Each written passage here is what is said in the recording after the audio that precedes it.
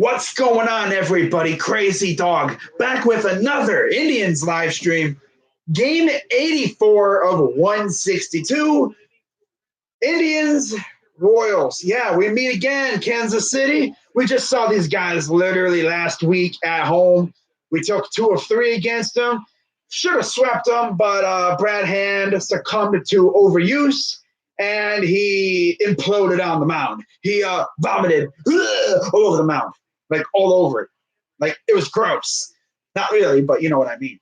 But great month of June, and hopefully July will be better. I think it is very possible. But real quick, let's get through these starting lineups, and then I'm going to talk about some other things. So, for the Indians on the mound tonight, we have a little rematch from last time we faced, as it'll be Trevor Bauer, who's 6-6 with a 3.55 ERA and 134 strikeouts, going up against Jacob Junis, who's 4-7, 5.23 ERA and 88 strikeouts. Junis has not won. Wow. But yeah, he carried a no-hitter into the 5th inning. Talking about Bauer, he carried a no-no into the 5th inning, allowed just 1 run on 3 hits, and then yeah, that was the game after Hand's implosion. So hopefully Bauer can do what he did last time. I think much like what happened with Detroit, I'm pretty sure Kansas City's going to have his number a little bit. Wouldn't be shocked if he got knocked around a little bit. Hopefully the offense is ready to go to support good old Trev. But anyways, with the starting 9 for the Indians, it'll be pretty much the same as it's always been. Francisco Lindor leading off, like always. Then you have Mercado, followed by Santana, all-star. Then you have Jason Kipnis, followed by Ramirez, Bowers, Perez, Bobby Bradley, who honestly hasn't been that good. He needs to pick it up. I mean, damn, he's only been up for, what, a week? He only has a handful of hits. But, again, let's see how he goes. I'm going to give him until the All-Star break. I bet you they'll send him down after the All-Star break, for the All-Star break. Watch. I bet you they will. I don't know. They usually do that for pitchers. I don't know if they do that for him. I don't think so, actually. Actually, we'll see what he does. I'll give him the month of July. See what he does. And if he still sucks by July, I'm pretty sure they'll send him down. But then again, rosters expand, so he'll come right back up. I don't know. Who knows what we're going to see from Bradley? Hopefully he picks it up. I still want to see a freaking ding-dong from the assassin, bro. He's slacking. He has a 125 average, which is still better than Max Moroff and Eric Stamets when they were here. But come on, man. You got to pick it up a little bit, all right? And then, of course, Talon Aquin batting 9th. For the Royals, it will be a familiar face, Whit Merrifield leading off as usual. Some people say he could be traded. I doubt it, but we'll see what happens there. Then you have Adalberto Mondesi, followed by Alex Gordon, and then Hunter Dozier cleaning up at 3rd. Jorge Soler at DH, batting 5th. Chester Cuthbert, first base, batting 6th. Nicky Lopez, batting 7th, playing 2nd. And then Martin Maldonado, catcher, batting 8th. And then Billy Hamilton, as usual, batting 9th, playing center. That dude has freaking 9 RBIs, but 16 stolen bases. God. Now, one more thing we're going to talk about here as they actually revealed the Futures game rosters. And I'm actually thinking about streaming this game because we get to see the future of the MLB. Doesn't necessarily mean that these guys will be playing on their teams, but we could see some guys switching teams here. But here's the 2019 All-Star Futures game rosters. All right. So, of course, American League, National League. The pitchers for the American League. if this freaking thing would stop jumping around like a freaking kangaroo. Oh yeah, and by the way, yeah, it's I don't know if I mentioned this. Jacob Junis against Trevor Bauer. Junis 4-7, 5.23 ERA, 88 strikeouts. He hasn't won a game since May 30th. Hopefully that continues. Of course, they're in Kansas City. Very hard ballpark to play in because it's rather large. Wow. Huh. So let's take a look at the futures game rosters, if this thing will let me. Okay, here we go. For the American League, pitchers. You have Jordan Balazovic from the Twins, single A, righty. You have J.B. Bukowskis from the Astros in double A, righty. You have righty Justin Dunn from the Mariners, also double A. And then Deivi Garcia, right-handed pitcher from the Yankees, double A affiliate. I believe I've seen him in a possible trade situation involving, I think, what was it, Bauer? I'm not sure. You have DL Hall, lefty from the O's in their single A. Tigers fans, you know this guy, right-handed pitcher Matt Manning. I believe that he is in Erie with the Seawolves, double A affiliate. Brandon McKay's actually in the majors. I don't think he'll be in the futures game, but we'll see. I think he probably could be there. He's very good, lefty from the Rays organization. Nate Pearson, right-handed pitcher from the Blue Jays, double A. I believe, what is their crap? Isn't it like New Hampshire something? Fisher Cats or whatever? I don't even know. Grayson Rodriguez, right-handed pitcher, single A with the O's. And Brady Singer, right-handed pitcher out of the Royals double A organization. Catchers, you have Ronaldo Hernandez from the Rays single A organization. Sam Huff from the Rangers. So Rays and Rangers, how about that? Both single A. And then Jake Rogers from the Tigers triple A affiliate. I believe that is the Toledo Mudheads. Infielders, Wander Franco, another guy I've seen come up in possible trade scenarios involving the Indians, or at least some Indians fans think that we should go after him, but I don't know. But yeah, Wander Franco from the Rays single A affiliate. Nolan Jones from the Indians single A affiliate. I believe that is Lynchburg or Lake County, one of the two. Royce Lewis from the Twins single A.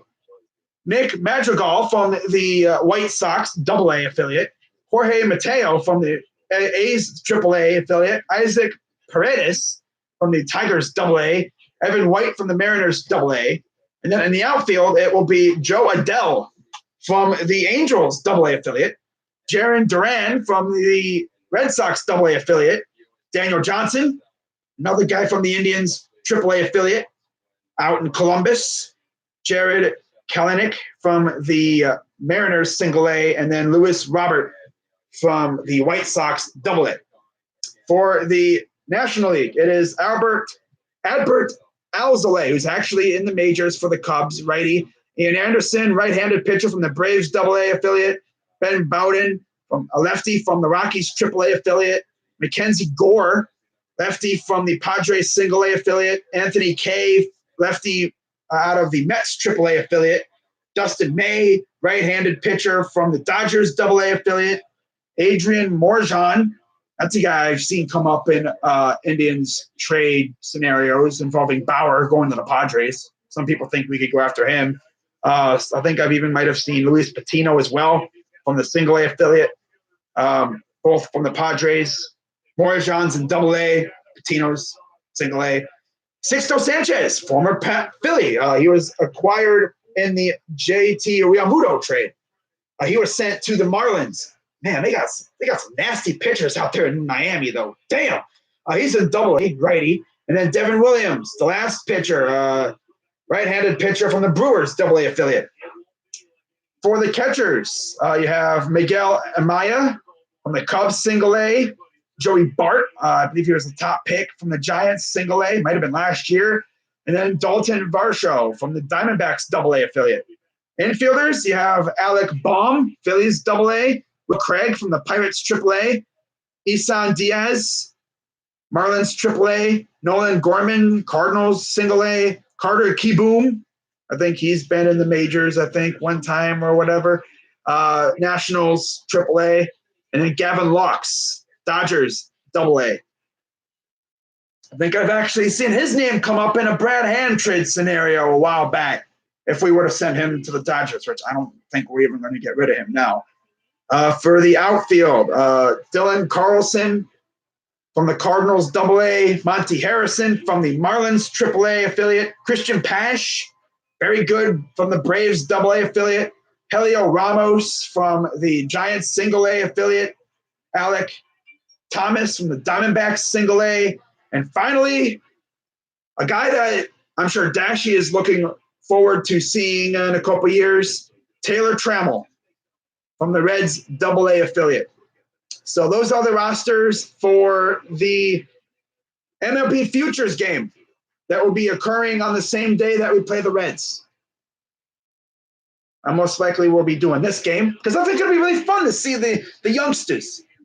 And it'll be taking place, shortened 7-inning format at 7 p.m.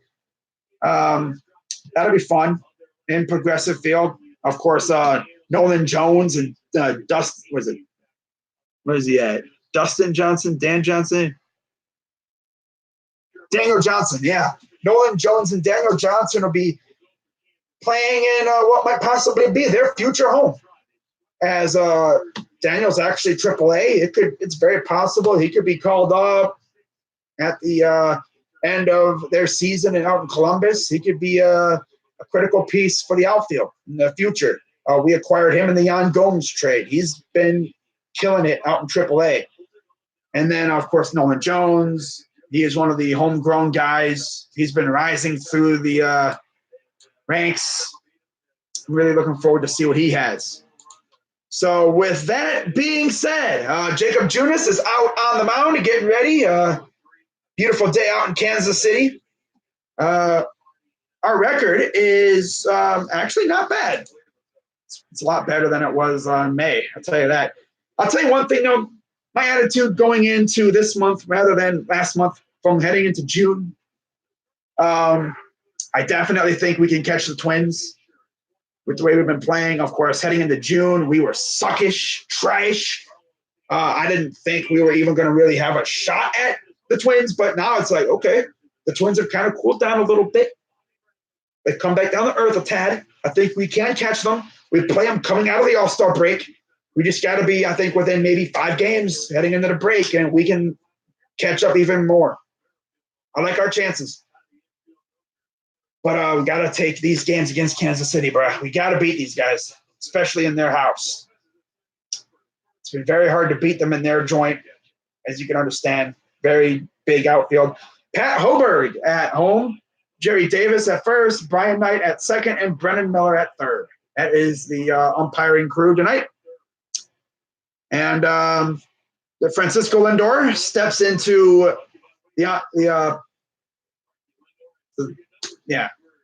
steps to the plate. Lindor against Junis. He's 10 for 19, 3 ding-dongs, 3 doubles. They have won each of Bauer's last 4 starts. Let's go. And there was a time where he could not win a freaking start at all.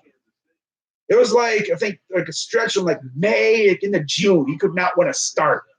And we've won his last 4. So here's the first pitch. And it's fouled off by Lindor. And we are underway from Kansas City. I heard they got good barbecue out there. So, man. 90 degrees out in Kansas City. 0-1. Up high. Ball. Lindor sporting a 291 average, 12 dingers, and 27 RBIs. And he's also an all-star, too, by the way. I forgot to mention that when I was going through the lineup. He is actually a reserve. Brad Hand is a pitcher. He'll be one of the closers with Aroldis Chapman. So if we got a lead, watch out. 1-2. Fouls it off. Let's go through the chat real quick. What's up? What's up, JJ? I don't want to bring this up. Oh, yeah, I heard. Chattanooga. Okay. I heard about Preston.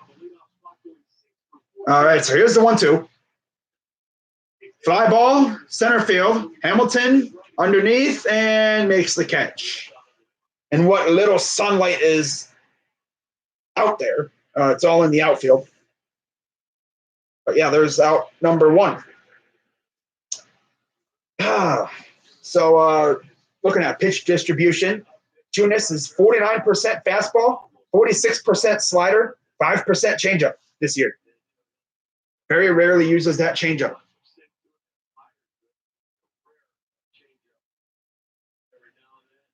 Here's the first pitch to Mercado. And he'll take pitch number 1 for a ball. Reds and Brewers are tied at 2, top of the 5th. Jared Dudley going to the Lakers. How about that, huh? Takes pitch number 2 for a strike. What's up? What's up, guys? We fly high. Here's the 1-1. Inside, ball 2. 2-0 Yankees. Against the Mets. 2-1 count from Mercado, sporting a .314 average. Fouls that pitch off. So evens the count at 2 apiece. What's up? What's up? What's up? What? Sorry, I don't follow baseball. My bad. My papa. Oh, Phillies fan? That's sick. 2-2. Swing and a miss. 81-mile-per-hour pitch. Got him. So there's 2 down. Flashback to Sunday. Santana helped score the only 2 runs for the Indians. And it's like we scored those 2 runs, and from that point on, it was nothing but defense. And they gave me one hell of a scare. They gave me one hell of a scare at the end of that one. I mean, watch the ending. Oh, my God. Here's the first pitch to Santana, up top, just above the zone. Ball 1. Curve, sinker. Wow. Okay. Here's the 1-0. Ooh, right on the zone there. That was the placement of that pitch, like on the screen, looked like it was inside, but they call it a strike. 7-game hitting streak, 8 for 27, 2 dingers, and 4 RBIs. Reached safely in 24 consecutive games. Tied for the longest streak with Castellanos. High fly ball, playable, and there's out number 3. So we go 1, 2, 3. It would have been nice to give give Bauer a, run or something, but oh well. But like I said, that is a rather vast outfield. It's not on the level of Detroit, but it's a rather large outfield out there. So it'll be a Merrifield, Mondesi, and Gordon duo. This should be fun. This should be really fun to see how these guys are, being as we saw them literally last week. Last time Bauer saw a team literally twice in a week, it didn't go well for him, pretty much. They beat him up pretty well. They beat him up. The freaking Tigers mugged him. And we still won. That's funny. Ooh-wee.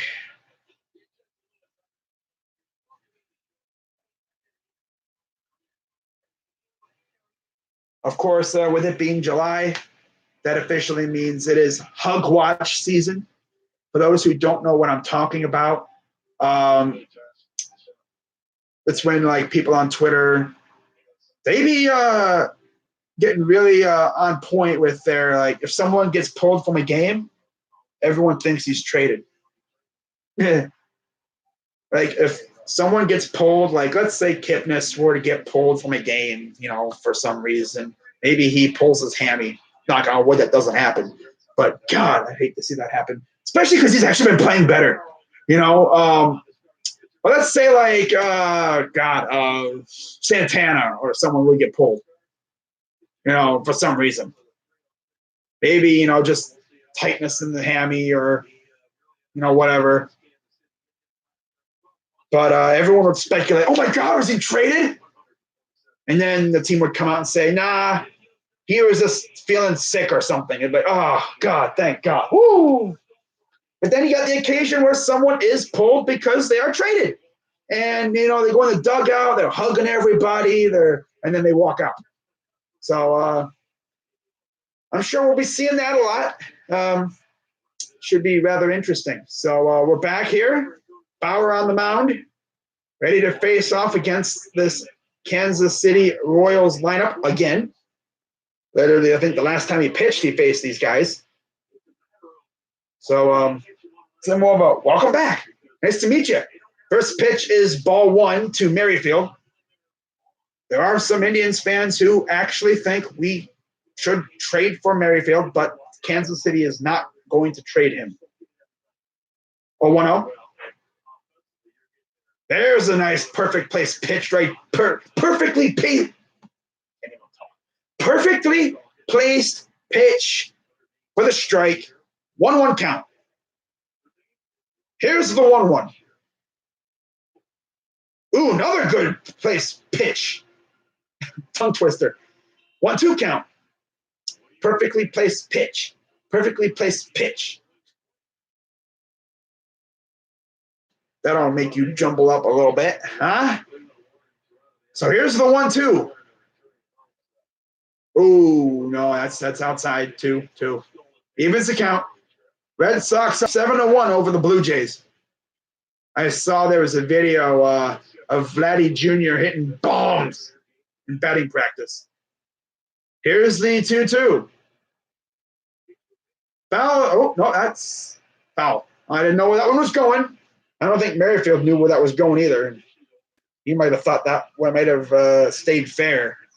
So not to be a douchebag, but he didn't want to be a douche, get criticized for not hustling, so he ran it out, but it went foul anyway, so it doesn't really matter. So here is the 2-2 pitch to Witt. Merrifield. Witt. 2-2. Swing and a miss. Struck him out. Get out of here. Get out of here. Oi. Oh, yeah, Edalberto Mondesi activated. Of course. We always face these guys when they activate someone from the injured list. What the heck, bro? Man, who was it last time we faced? Wasn't it like Gordon or something they activated? Now it's freaking Mondesi. Of course.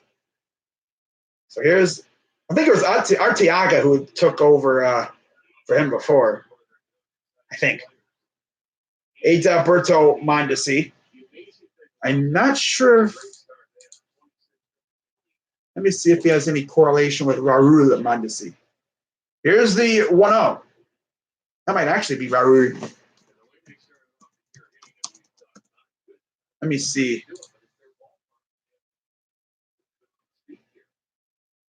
Okay. That is Raul. Okay, wow. 2-0. Thought I recognized. I was like, who the heck is Raul? I thought it might have been two different people, but it's the same guy. Wow, Raul. That's right. Raul changed his name to Edalberto because there's not enough Edalbertos out there in the MLB nowadays. 2-1. High fly ball.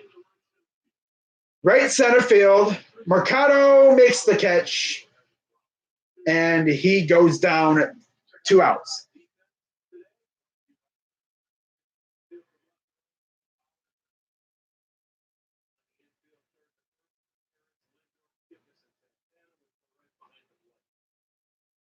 So now here comes one of their very good hitters, Alex Gordon. 263 average, 10 ding-dongs, 52 RBIs. Like I said, he's pretty good. It's crazy, though, like looking at this roster, looking at these lineups and just seeing the differential. Carlos Santana, 50 RBIs. He leads the team by over 20. By 20 RBIs over Kipnis and Ramirez, who both have 30, which is crazy. 0-1. People say, like, oh, yeah, Ramirez has sucked. He has 30 RBIs. I mean, that's not trash, but could be better. But Santana's been balling this year. I love it. 31 for Perez, though. Here's the 1-1. Swing and a miss. But yeah, Roberto Perez, second in that lineup in RBIs behind Santana. 29. No, I'm sorry, 19. 19 RBIs behind him. He has 31. Wow. Bowers is 29 with 10 ding-dongs. That's crazy. Here comes the 1-2 from Bauer. Another thing, Bauer is subject to trade rumors as well. Almost chased after it, but he held up. Evens the count again at 2.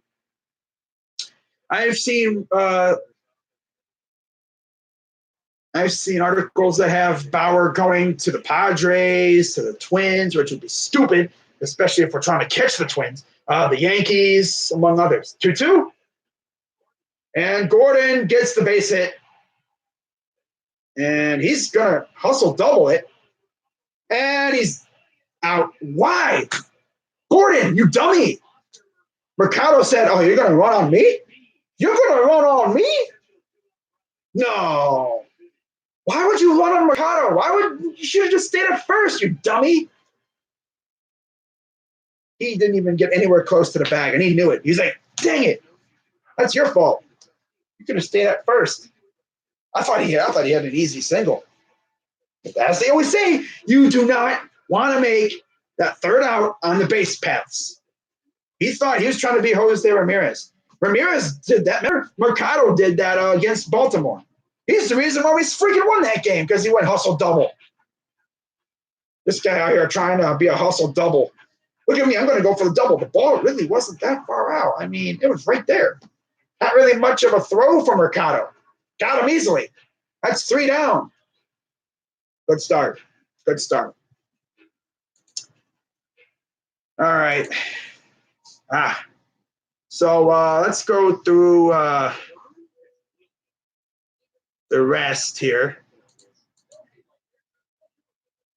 What would be really funny, though, what would be awesome, actually, is if I was streaming and someone legit got traded during the stream.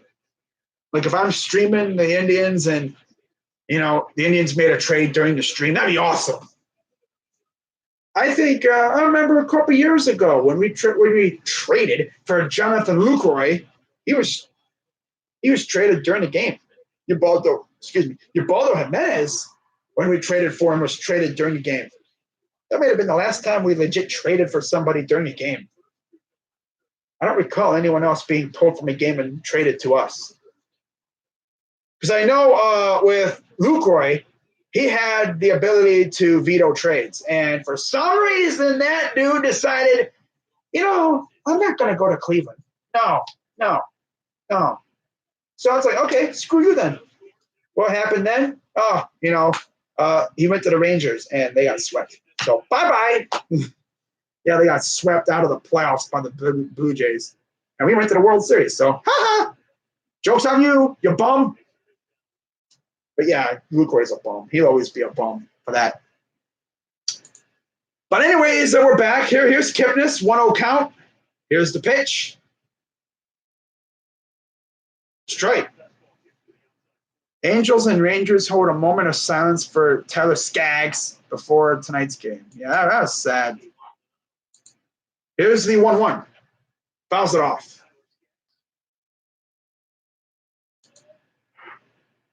But yeah, Kawhi Leonard still has not just made his decision. We could have a decision during the stream. How lit would that be? Here's the 1-2 to Kipnis. Ball. 91 mile per hour.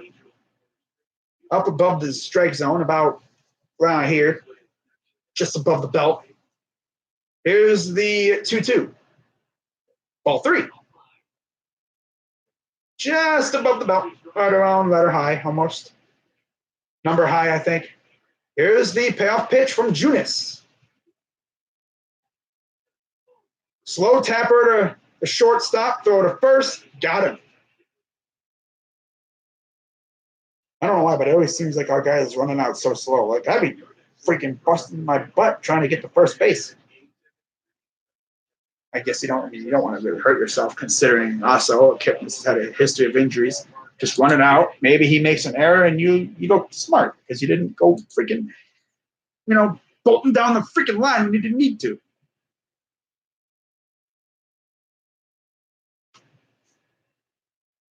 First pitch to Ramirez, strike one. 214 average, 5 homers, 30 RBIs, 309 on base percentage. Ball.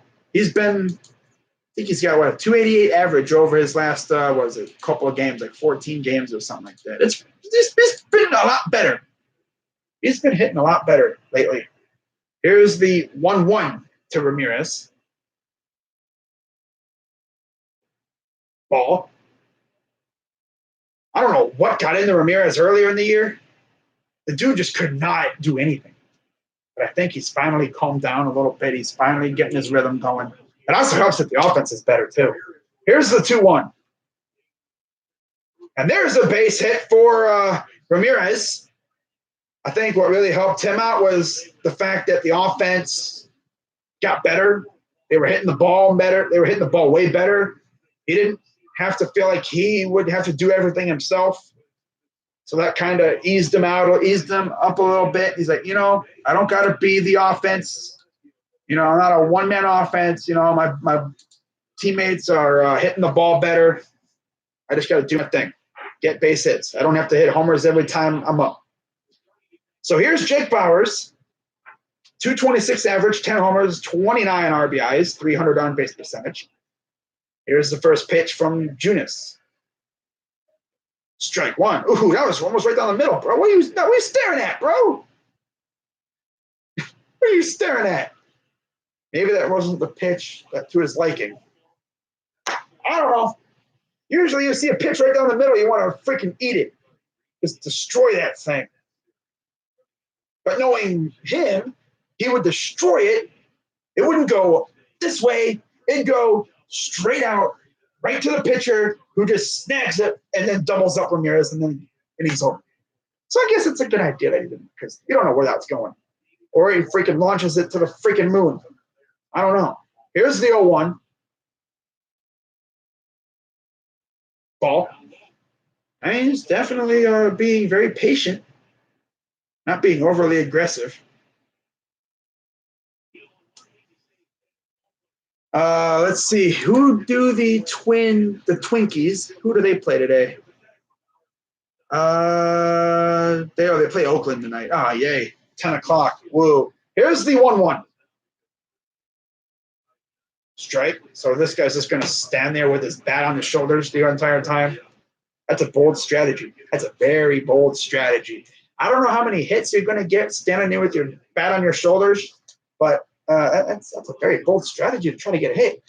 I mean, unless, you're facing a bum pitcher who walks a lot of people. I don't know. But here's the 1-2 to Bauers. Ball. I guess this guy must be counting on a walk. Oh, man. 2-2 count for Jake Bauers. Devers hit a freaking 2-run moonshot. Wow. I'm surprised he's not in the All-Star game. Wow. They throw to first. Ramirez gets back in time. 7-1 Boston. Oh, my God. Bruh. 2-0 Philly over Atlanta.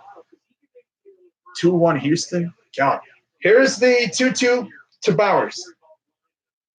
Grounder right through the hole for a base hit, and Ramirez is taken off for third. And he will get in there easily. No throw. And now runners at first and third with 1 out. So offense is hitting a lot better now. But I still can't believe this. This guy really tried to go for 2, and Mercado gunned him down. Nope. That was a perfect throw by Mercado, though. Perfect throw. He probably doesn't get him if he doesn't make that throw, though. Watching that again. Now here's Roberto Perez. 238 average, 14 homers, 31 RBIs, 327 on base percentage. Again, he's been hitting it pretty well as well. High fly ball. That's a fair ball. That's a foul ball. Maybe if that was in England, it would have been a. I don't think that would have been a fair ball. But wow, I can't believe they didn't get there. No one got there to that one. I remember last year, I think it was Chicago, the White Sox at home. Edwin was at the plate. He hit a little weak fly ball, looked like a pop fly out, whatever, and they freaking missed it. This dude freaking couldn't even catch a freaking fly ball last year. It's crazy. So 0-1 count to Perez, who will get another shot at it. And here's the 0-1. Ball. Also, if you're at third base, man, you got to watch out for these wild pitches. You got to be on point with these wild pitches here. If you're Ramirez, got to keep an eye out for a wild pitch. Obviously, I'm not saying steal, but yeah. Here's the 1-1. Ball 2. And next up would be Bobby Bradley. Hopefully we can see Bradley have a good series. I'd love to see him get some more hits. That'd be great. I'd love that. Big confidence booster. Popped him up. This one will not be in play. Got into the camera area down there. Media, I think they're like almost in the, just out of his reach, though. Watch this. Barely out of his reach. Right in the camera area, right next to the dugout. So 2-2 count for Perez. He's been saved by, he's been saved by a little bit here. Here's the 2-2 from Junis. Oh, does not go after it. Full count. He wanted to go after that so bad. He almost got duped. Luckily, though, he's like, whoa. He's like, whoa. Oh. Nope. So full count now.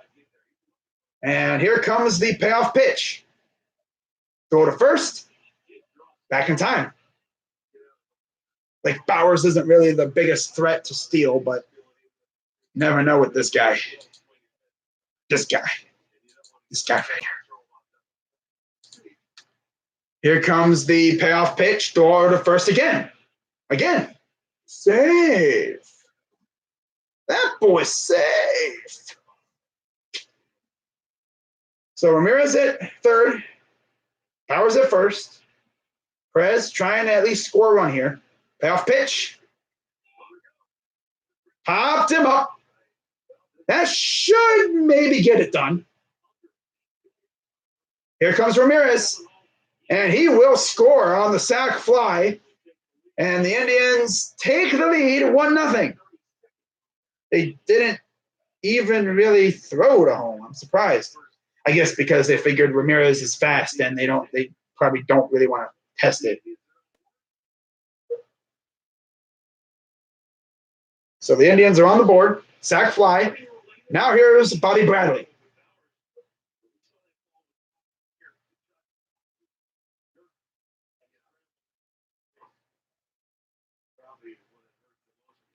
Here's the pitch.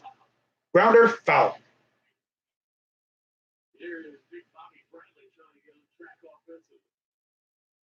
Good to see the Indians score first. You know, we went through 18 full innings of not scoring here in the top of the second here. 18 full innings against Baltimore without scoring. Here's the 0-1. Ball actually rolls away. Of course, Maldonado taking over at catcher for Salvador Perez, who I believe had Tommy John. So he ain't, or whatever. He had surgery, so he will be missing this year, maybe even next year too. I think he'll be missing next year as well. But I think he'll be more on the mend next year. This year is just straight up, he's missing it all. So here's the 1-1 to Bradley. Ball 2.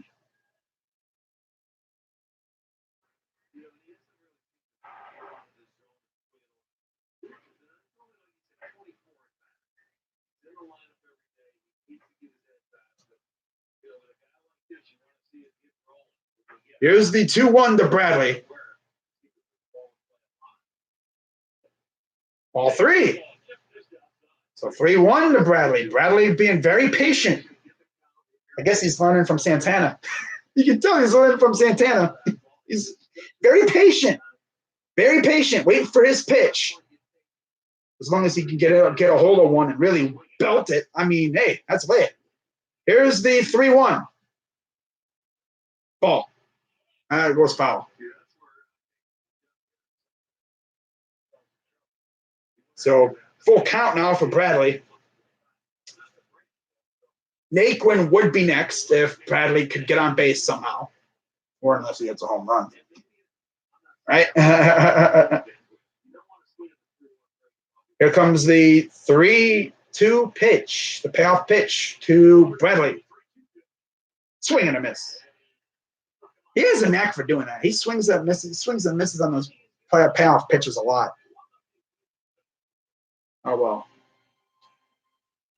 He only has a handful of hits so far in his first couple games. How many games has he played in? I'm trying to think. This is his 8th game? He's one of those guys that I think might need to get a little bit more extra time in the batting cages. I don't know, but man, someone needs to tell him, be like, hey, just keep rolling. You have a lot of at bats. It's only 25 at bats now he's had. Could have been worse. He could be Eric Stamets or Max Moroff. I mean, at least his first couple of hits were RBIs. So it's not like he has a lot of unproductive, bad at bats. Like he doesn't really, do a lot right now. But we'll see what he does as the season goes on here and everything.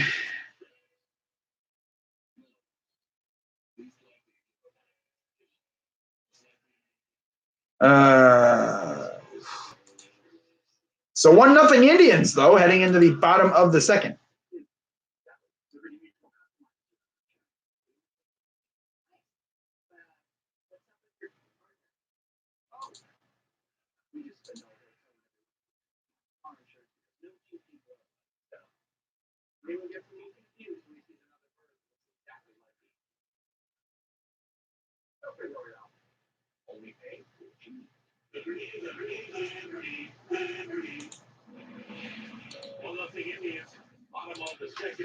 Nice ballpark out in there in Kansas City.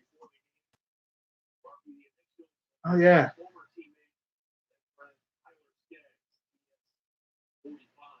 Oh, yeah, I noticed that he has TS45 on his hat about Skaggs. First pitch is a ball from Bauer.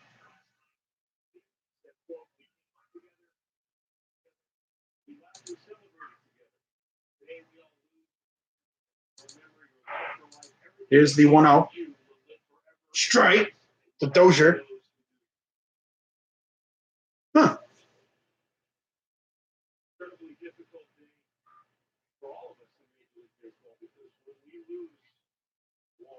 Here's the 1-1.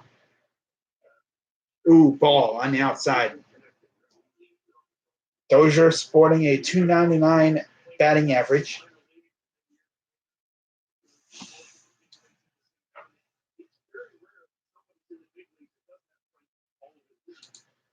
Two-one. Popped him up. Here comes Ramirez. No, but who's going to get there? Nope. Oh, okay. It was Ramirez who would get there. I actually thought, who was that? Bauer and Santana were going to collide. Ramirez Perez almost looked like he was going to go after it, but then he's like, yeah, that's not mine. He realized that Ramirez is probably the closest one, so he wound up getting it.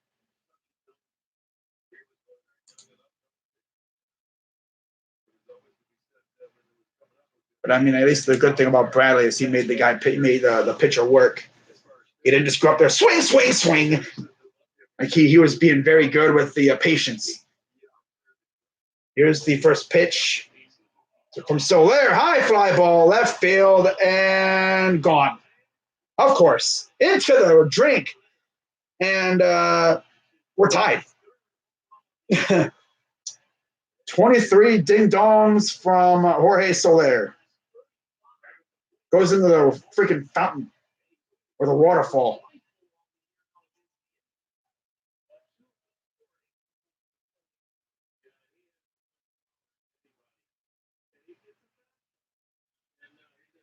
So, yeah, we're tied here in the bottom of the second.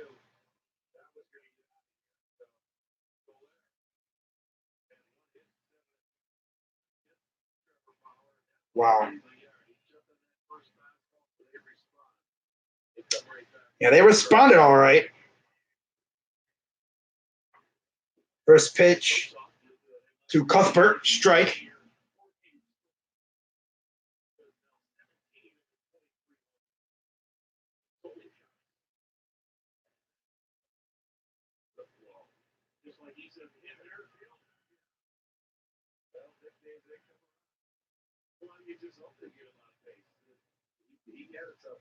You're right. He did hit one in Toronto, though. 2-1 to Cuthbert, by the way.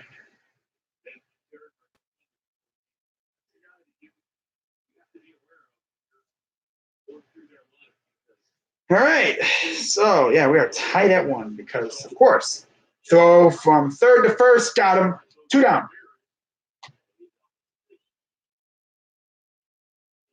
This was a solo shot.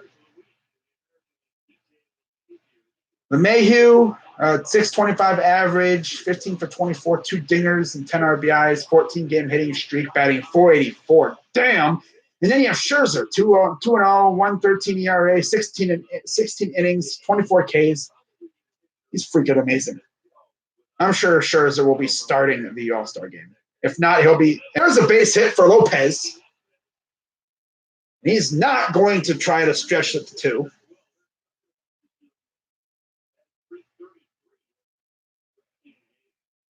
Wow. Martin Maldonado is now up.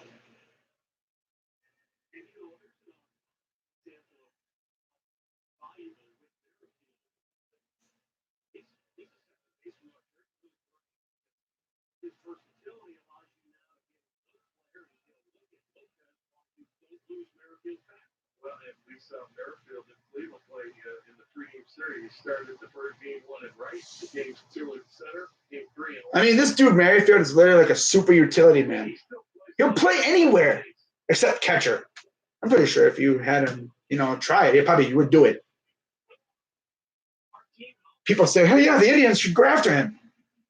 Kansas City most likely will not trade him. They just gave him an extension. But if we were to somehow get him away, though, ooh. Merrifield with Lindor and Santana? Yeah, okay. But no, we're not going to get him. I think we're going to go after like a guy like Castellanos or something.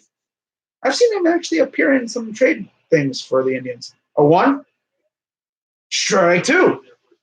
I wouldn't mind Castellanos, even though I think he'd be a rental. Wouldn't hurt. Especially if, maybe he wanted to be a little bit, on the cheap side of things, inside $10 million, I wouldn't mind going after him. But who knows what the Indians are going to do? No one knows. Here's the 0-2. Swing and a miss. Struck him out. So give up the home run. That's it. And we are tied at 1. Because, of course, Jorge Soler. That's a dude I wouldn't mind us maybe going after if he was available. That dude's got power upon power. That's the kind of guy that I think that. Oh, Emmanuel Mudiay to the Utah Jazz. And everyone's going out west, though. They don't want to play in the East. They want to go out west. Cavs are just sitting there like, we don't have money because we're trying to get rid of JR. No one wants JR. They'd be sitting at the street corner. Want a JR? Do you want a JR? JR Smith. He's at a discount. Anyone want JR? JR is just like sitting there on like a pedestal. Does anyone want JR? He's pretty good at shooting. No, don't want JR.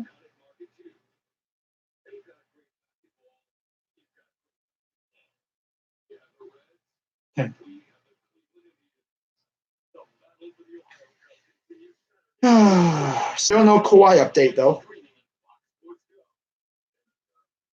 Be cautious of these fake accounts too.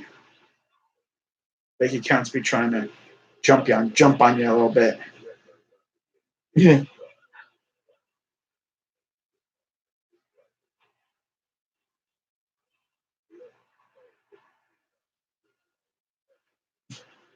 Oh man.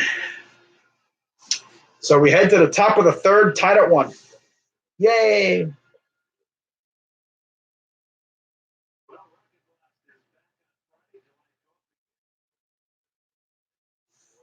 All right.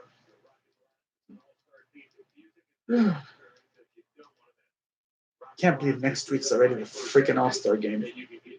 Of course, last year, literally 2 days after the All-Star game, the Indians traded for Brad Hand. I wouldn't be shocked if we did something like that again, heading into the second half of the season. It's going to be real interesting to see what we do. Here's Naquin leading off, batting ninth with a 253 average.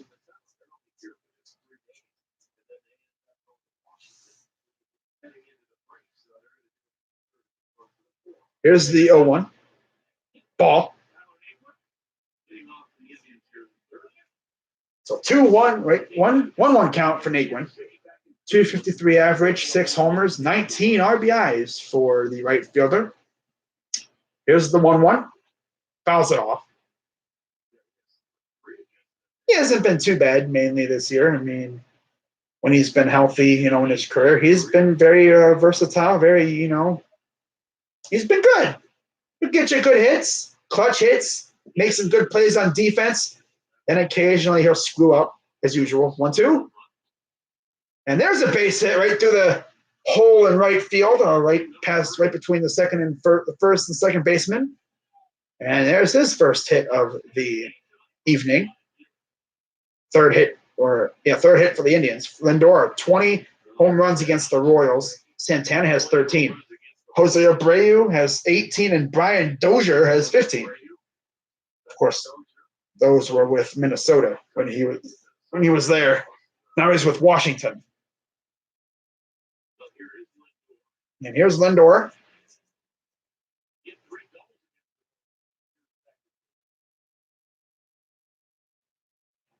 Fouls it off.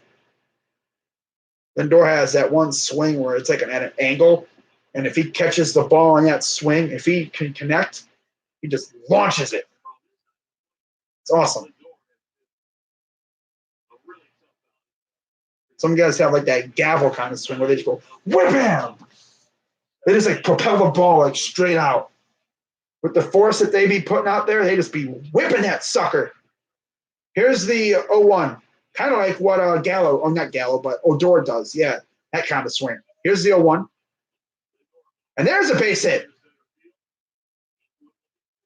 He's going to go to third, and he will get there safe. That was close. I mean, he was literally diving as the ball was coming in.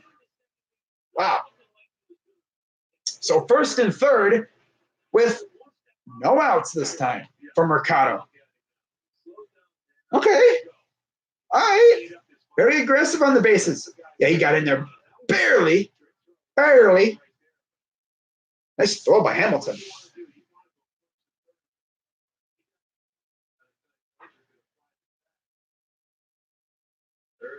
Yep.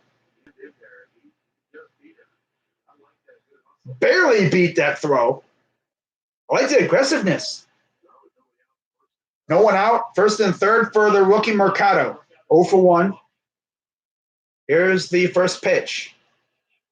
Swing and a miss. Trying to give him the lead on one swing. Struck out his first time up. 312 average, 4 homers, and 17 RBIs.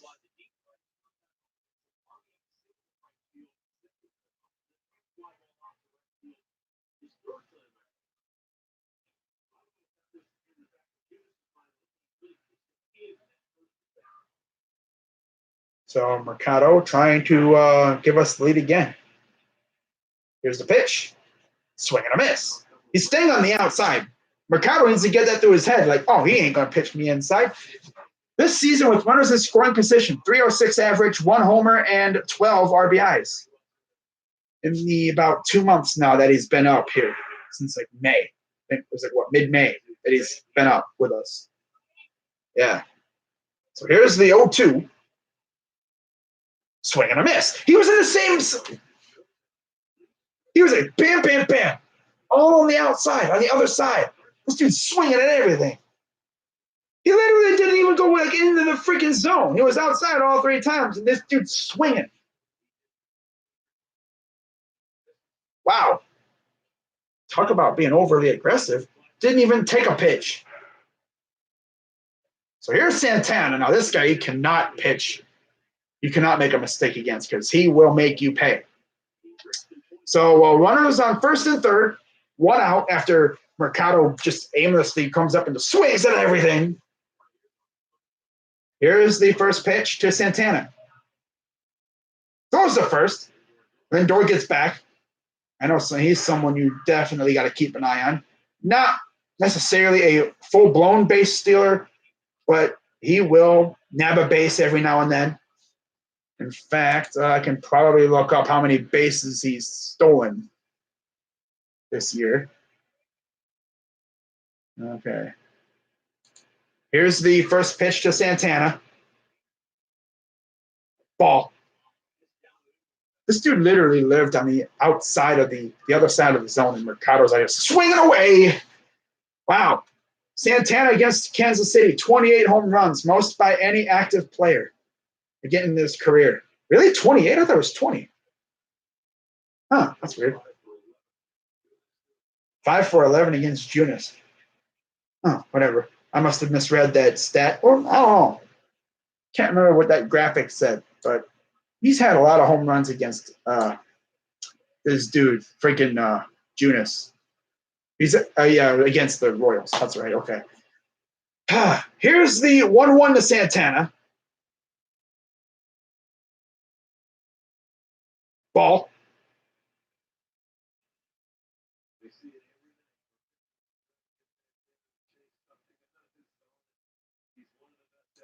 This dude, freaking Santana, they try to get him to chase, and he just stares at it like, you think I'm going to chase that? Are you dumb? Kevin Pawlikes even said on occasions, like when he faced Santana last year with the Mets and the Phillies, like he was hard as heck to get out. Ball 3. So he doesn't chase. He's very good eye. Very, very good eye out there at the plate right here, waiting for his pitch. And here comes the 3-1 to Santana. Ball 4. Not even messing with him. Wow.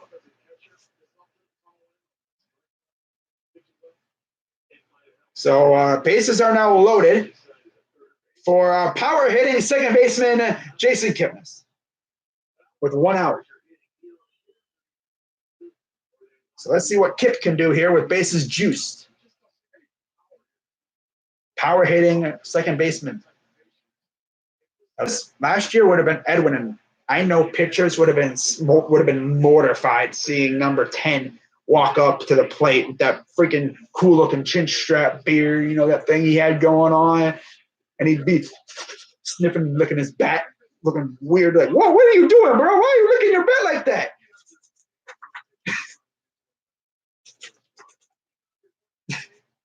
Boy.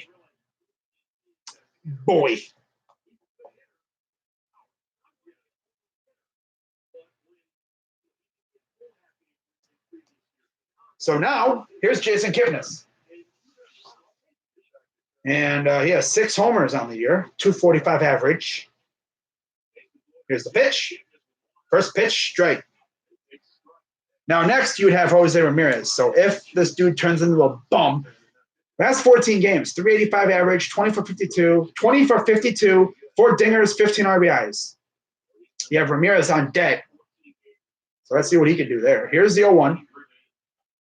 Fouls it off. Haven't seen a grand slam in a little while. In fact, it's been about a year. Who hit the last grand slam for the Indians? I could have sworn it was like freaking Brantley or something last year. Or Edwin. Or Jan. I don't even know who it was. Bruh. Here's the 0-2 to Kipnis. Kip. Hooray. Kip. Ball. Junis is definitely getting worked. He is at 57 pitches here in the top of the third. So if that's one thing they're doing, they're working him. They're not just going up to swinging at everything like Mercado. No, they're trying to work the counts. Ball 2. And now the count is even. Come on, Kip, be smart here. If you draw a walk.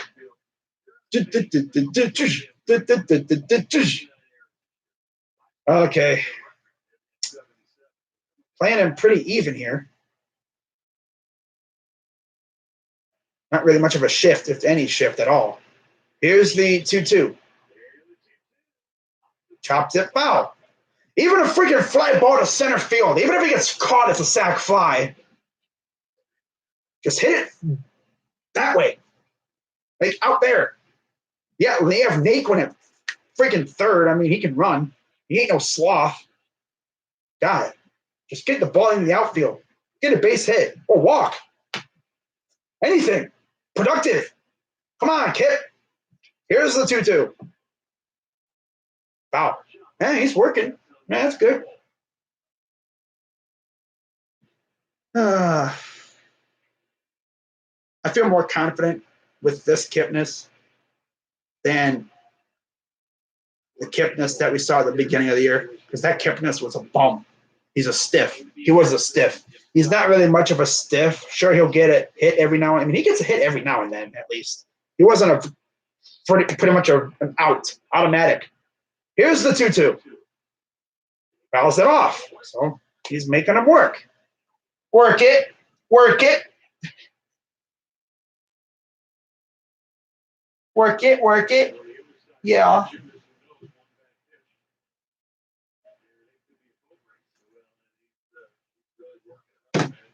Here comes the 2-2 pitch.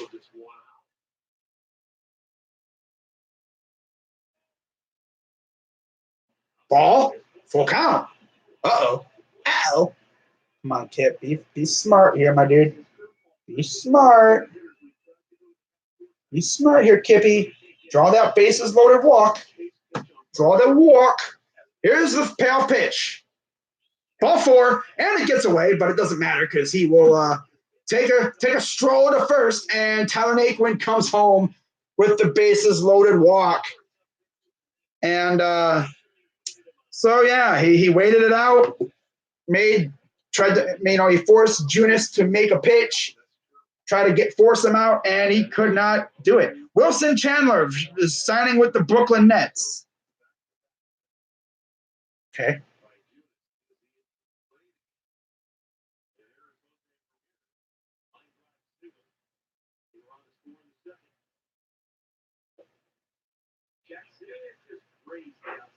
So here's the first pitch to Ramirez. Strike.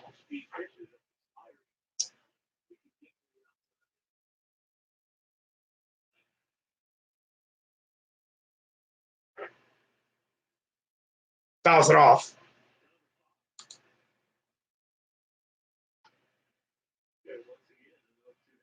Wow. So 2-1 Indians here. Top of the third.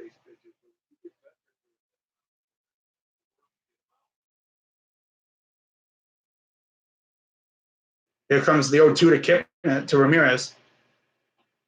Fouls it off. These guys are definitely fighting it.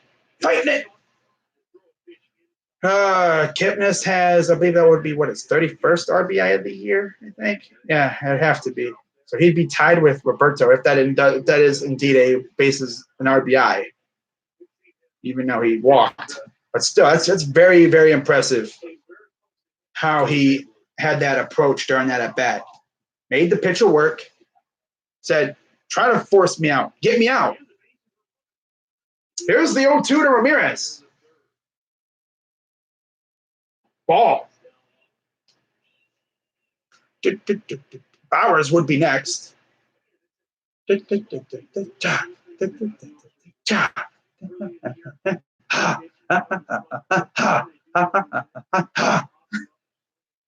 the 1-2. And that is, nope, they're not going to get him at first. And another run scores. 3-1. Damn, this dude, freaking Ramirez, ran like crazy down there. Love it. So Lindor scores, and they only get the one out, so there's 2 down. They get Kipnis. And this dude goes, 0. Yep.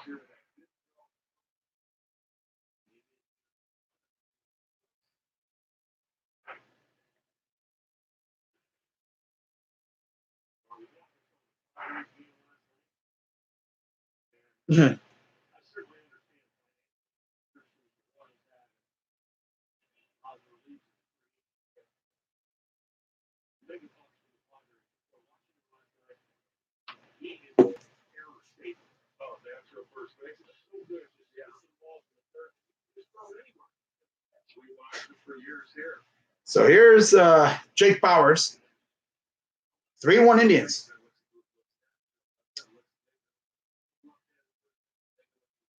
Here's the 0-1. Strike. Again, 0-2 count.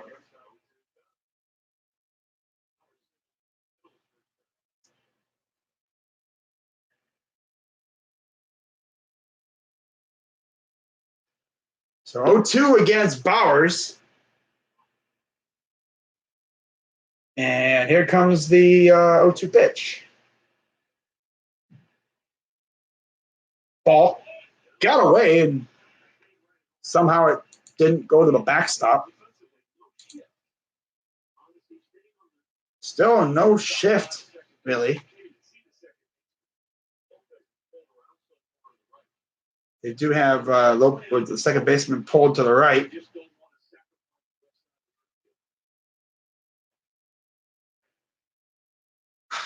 So, yeah, a nice gaping hole between first and second. Here's the 1-2. Ball. 2-2 count again. Already set almost 80 pitches for Junis. Definitely making him work here.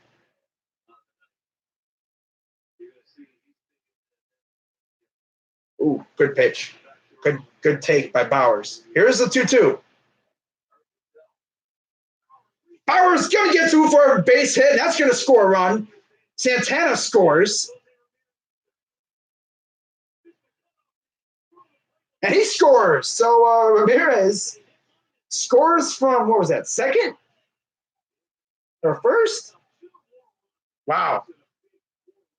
4-run third inning. And Ramirez and Santana both come around thanks to Bauers, who, like I said, hits in that gaping hole.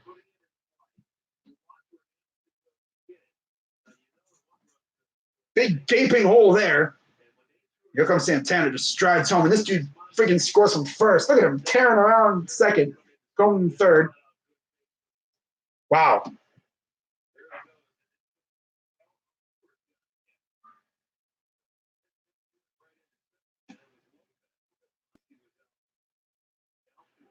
So Bauers with a 2-run double.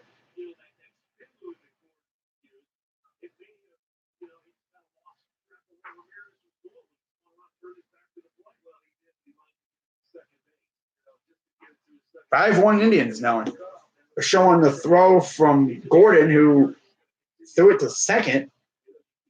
They might have gotten him if they threw it straight home, but throwing it to second. Huh. That's a very good base running by Ramirez. This dude I think he was thinking, I'm scoring the entire way through. Like, from the moment he took off, he's like, I'm scoring. Screw you, I'm scoring. So here's Perez. And there's a throw to, and it gets away, and the inning continues. Oh, wow. And Bauer scores. Oh, my God. I thought that was an easy out, but the ball kind of ricocheted off the first baseman, went like 20 feet in the air, and they went behind him. He didn't know where the ball went. Bowers is, of course, running it out because that's what he's supposed to do with 2 outs. He's already running the third, boing, off of the first baseman's glove, kind of off the dirt. Bowers like, I'm scoring. So there you go. Looked like an easy. And then that's a wild pitch, but they don't go to second.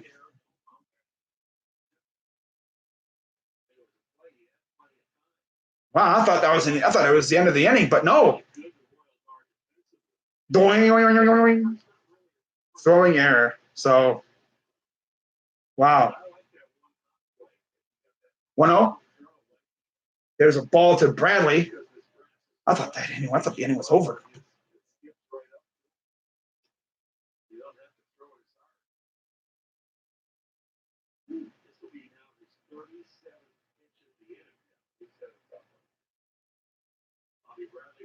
Six to 1.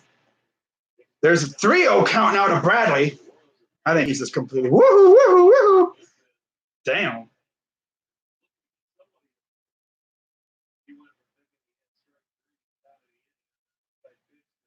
Here's the 3-0. And this will most likely be out number 3, I think. Yep. There you go. So, of course, Bradley gets the 3rd out. But, hey, we scored freaking 5 runs. Oh, wow.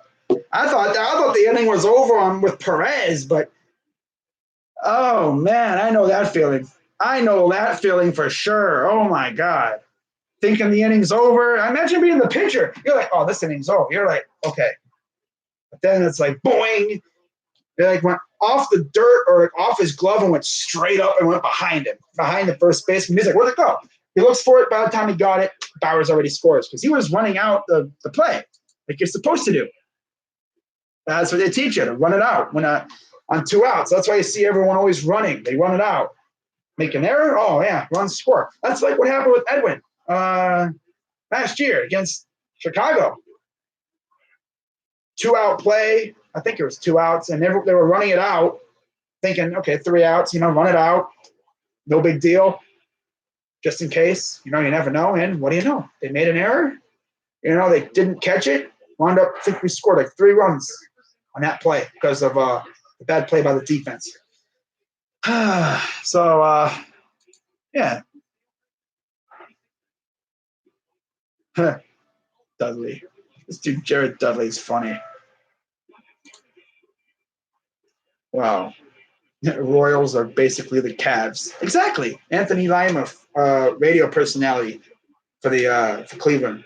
Win the title and exist as a bottom feeder and automatic confidence booster for just about every other team in the league, and neither fan base would trade anything or shouldn't.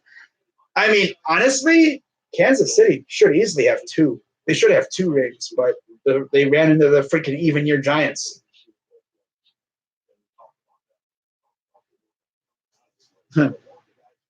Yeah, the Cavs are playing summer league, and none of the rookies are playing. So yeah, I mean, it doesn't really matter there. It doesn't really matter.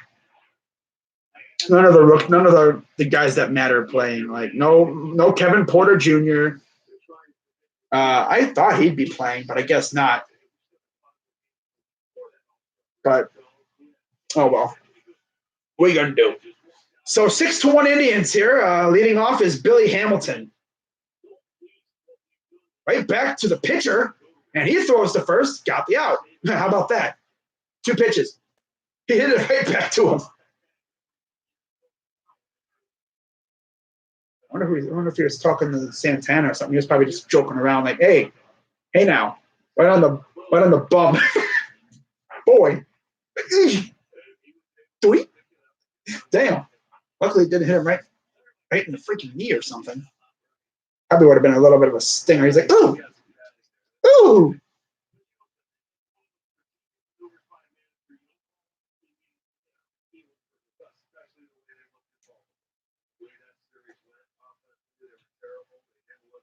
And yeah, 6 runs here. And bottom of the third. Here's the first pitch to Merrifield. Inside, ball 1.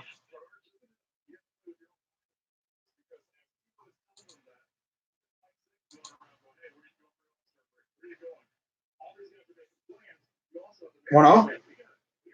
Strike.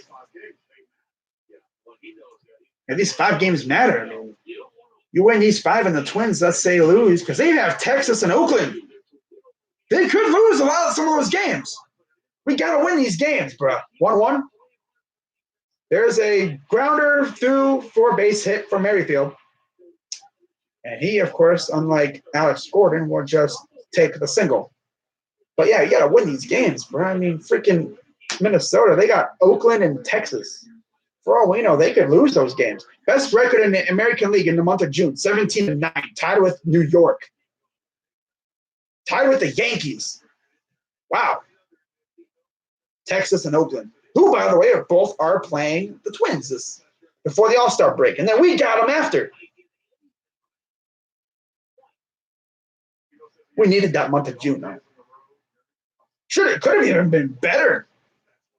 I mean, if, we didn't have a walk-a-thon in freaking Texas and if we didn't absolutely suck balls in freaking Baltimore, we could have been looking pretty dang good, huh? But nah, it happens. Here's the 0-1 to Mondesi. Grounder goes foul. Bauer enjoys that. Sitting in the dugout, watching his offense score 6 runs. He's like, that's lit. He could just go out there and just do his thing. I got run support today. That's lit. That's another thing about this ballpark. It's large. And if you got good hitters, if you can place it perfectly, you can score a lot of runs here. Here's the 0-2. Grounder, foul. Man. Alex Gordon could be up next if we either Mondesi gets on or strikes out. As long as it's not a double play, Gordon will be up next.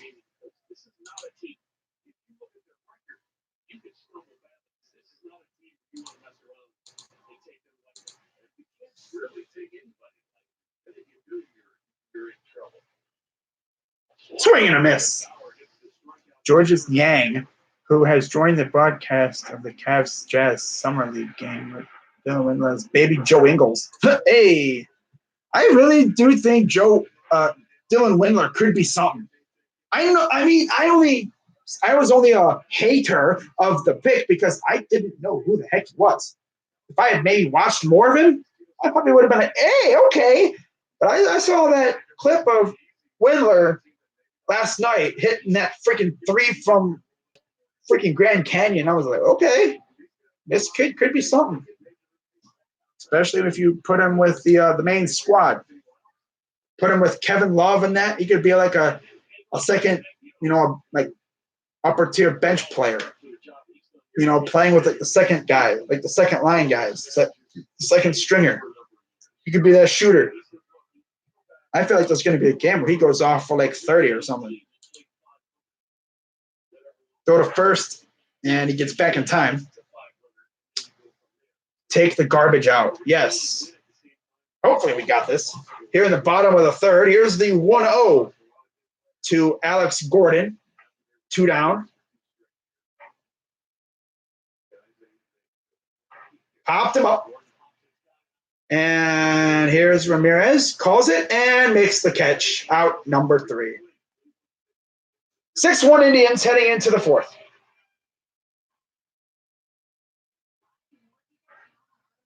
Okay, man, that's lit.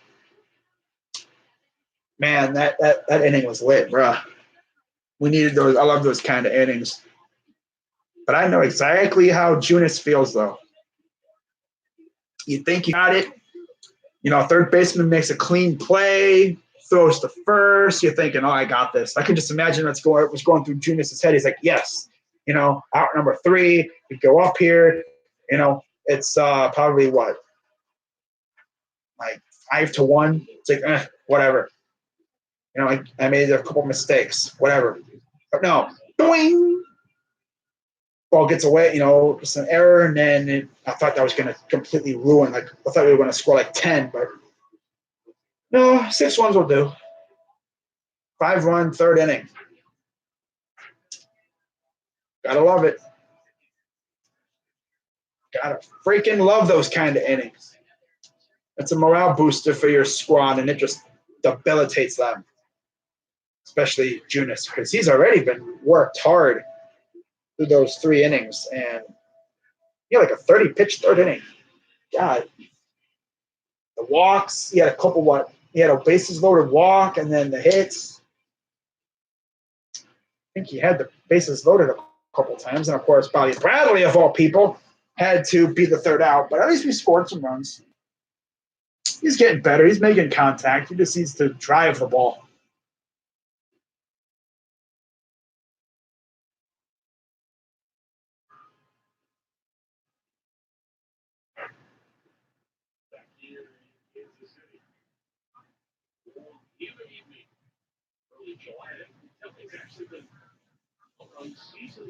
So Naquin, Lindor, and Mercado again coming up. Literally, I think these guys started the last inning.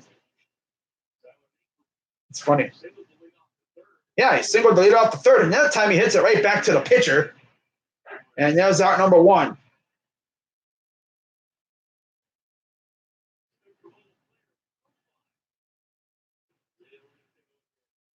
Brendan McKay, Rays first-round pick in 2017 out of Louisville, as a two-way player, lefty and a first baseman.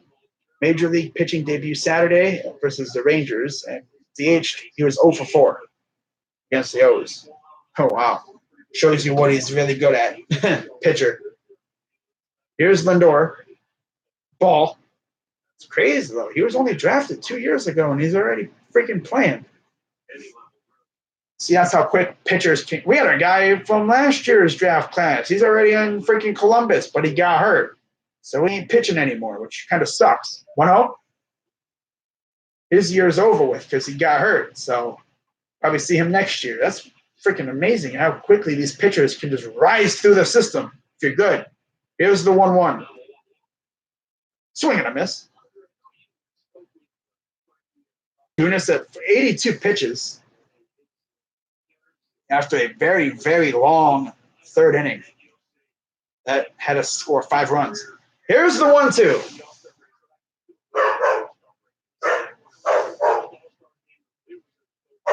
Grounder right to second, go to first, out number 2.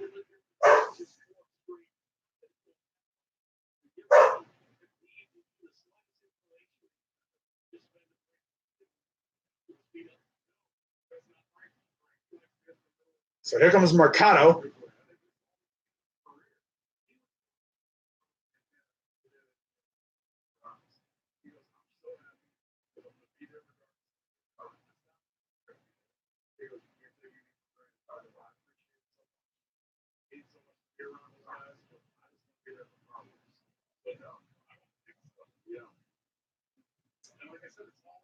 Here's the 1-0. Fouls it off. Most All-Star selections by Indians through age 25 season. Lindor 4, Feller 4, Boudreau 4. Bob Feller and Luke Boudreau, very good players. There's a hit right to the second baseman, throw to first, out number 3. So 1-2-3 inning, and we're heading to the bottom of the 4th. And I will be right back.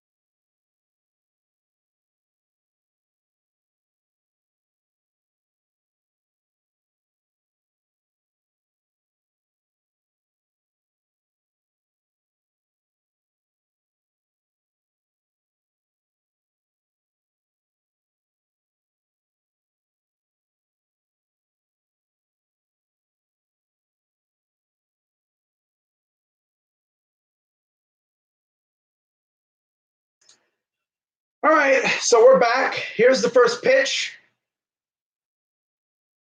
And it goes ball.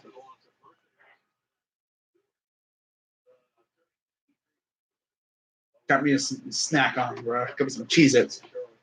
You know? Look at it. Oh, 1-0. Ball. 2-0.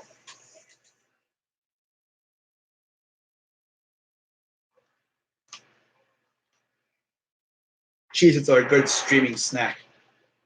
No. 2-0. Good strike pitch there. 2-1 count. Score update. Let's see here. 2-1 Washington, 2-0 Pittsburgh, 8-3 Boston, 4-3. What are they? Bottom 8 over in Cincinnati. 3-1 to Dozier, 4-3 Milwaukee, 6-1 Tampa.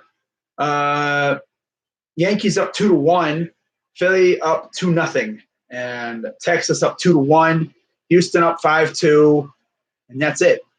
Here's the 3-1. High fly ball, deep center, and Mercado back and makes the catch at the warning track for out number 1. So here are the scoring plays for the game. The Shields homered in the bottom of the 3rd. Mazzara sack fly in the bottom of the 1st, right after Pujols grounded into a force.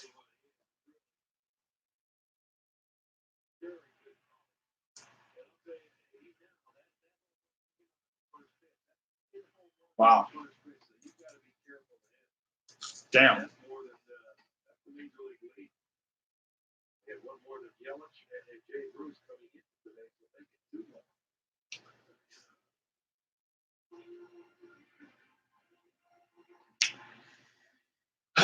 Okay. Here's the 1-0. Popped it up, and that goes into the seats foul. Elvis Andrus tried to steal home again. Wow. Wow. That's crazy.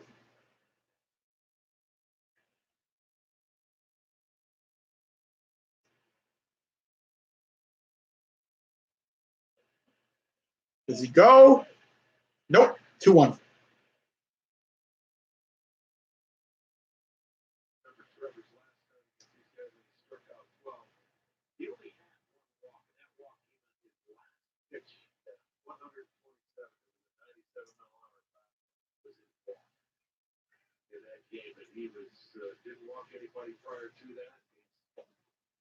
Strike 2.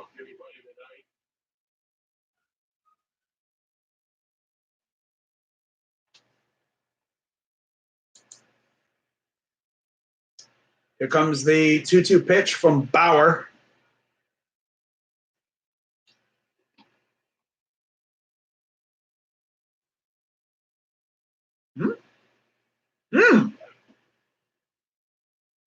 Michael Porter Jr. is fully healthy and ready to play for the Nuggets with no limitations. Ooh.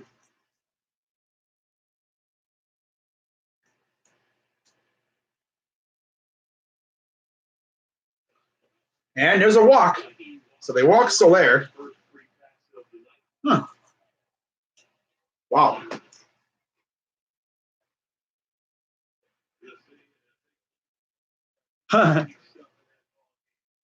That's funny.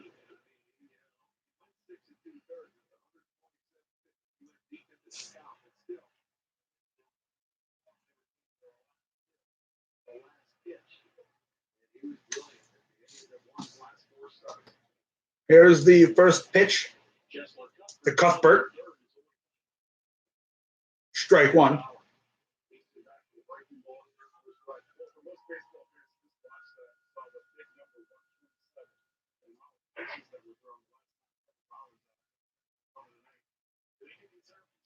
Here's the 0-1.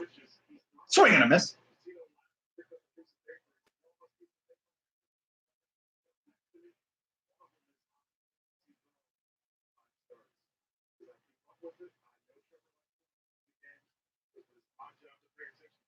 Here's the 0-2. Ball. Wow.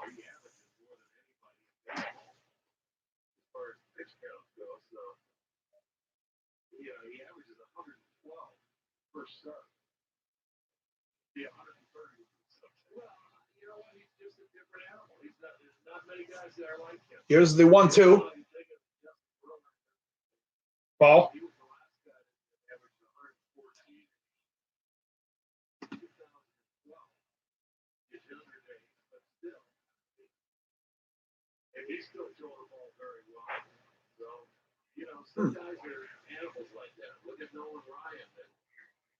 Here's the 2-2 to Cuthbert. Swing and a miss. Got him. That's 4 now. Wow.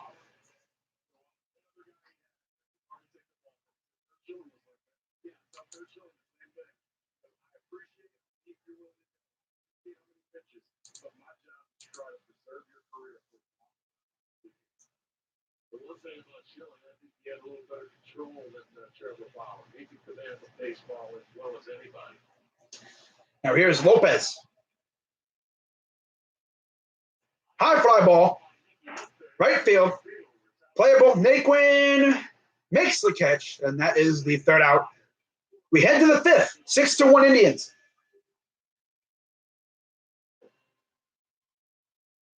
All right. All right.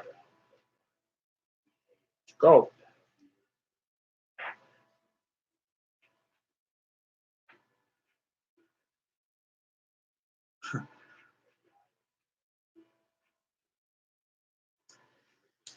All righty.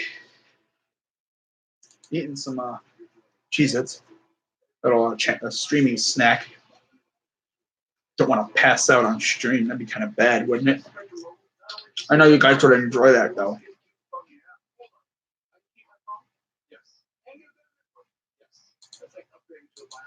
No, I'm just joking. You guys wouldn't enjoy that. Super stretchy arms to save people. I just reached the bridge. Switch to the best network and keep your phone. Spectrum Mobile and to save people. Anyway, at Metro Canada, it's a family experience. That's why our customers send us their friends.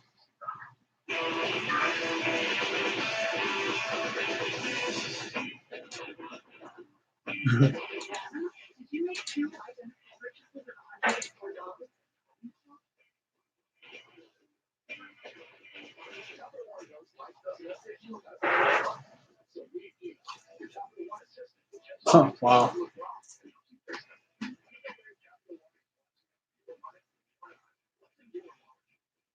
Oh, wow. 4-4. Minnesota and not Minnesota, Milwaukee. And since he tied it up at 4. Wow.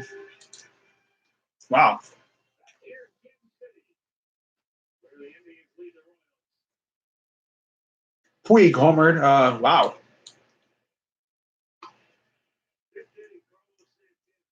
Puig homered, and then Votto doubled.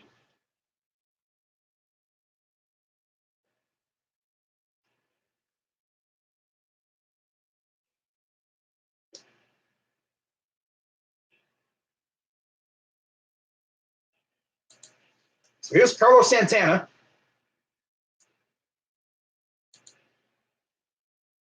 1-0, foul ball. 1-1 count.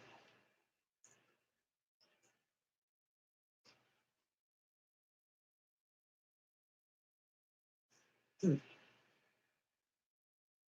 1-1. Ball. 2-1 count.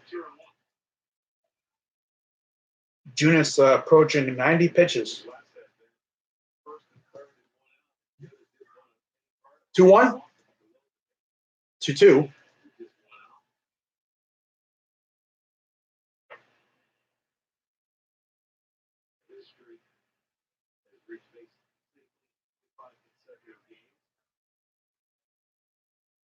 Two. Fouls it off. Stay alive.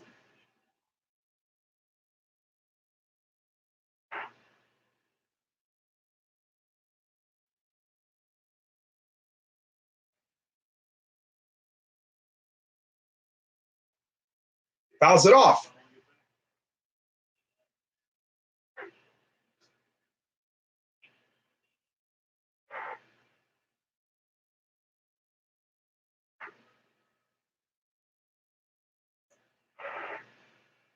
Here's the 2-2. Right? Oh, right off the first baseman. And he gets the first, and then the ball gets away.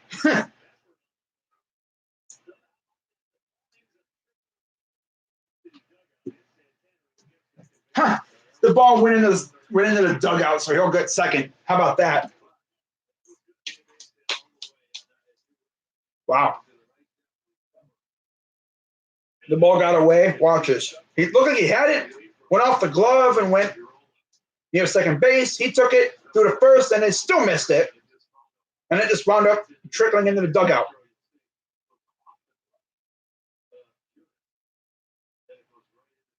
Right into the dugout. So Ump said, take second. So here's Kipnis. Runner in scoring position. Fouls it off.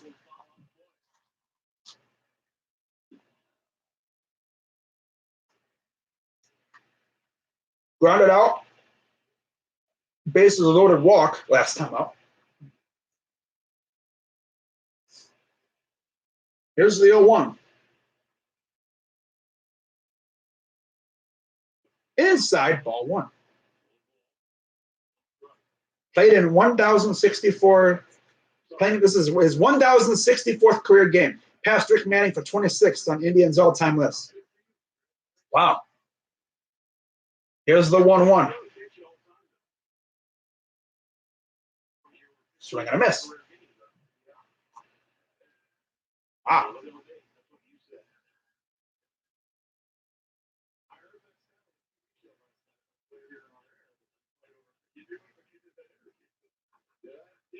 Here's the 1-2. Bounce it off.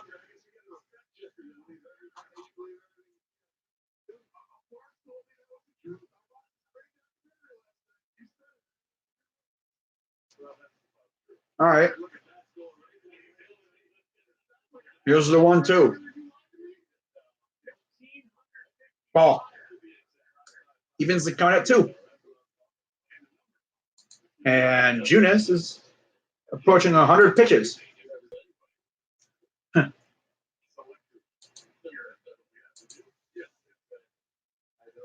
Here comes the 2-2.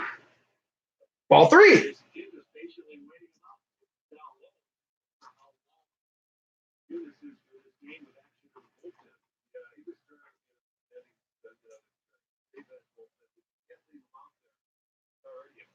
Here's the payoff pitch. High fly ball. Left field. And there's the catch for out number 1. Santana's taken third right there.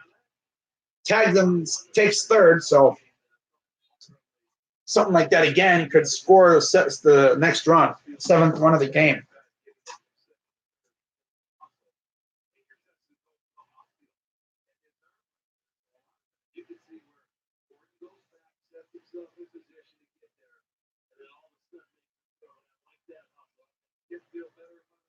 Yep.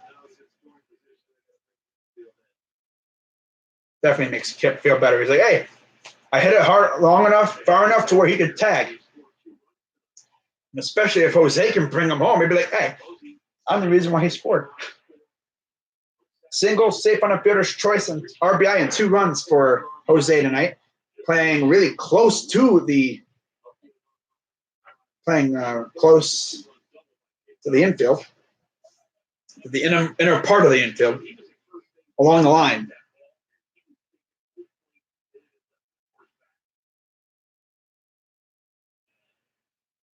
Here's the 1-1. Fouls it off.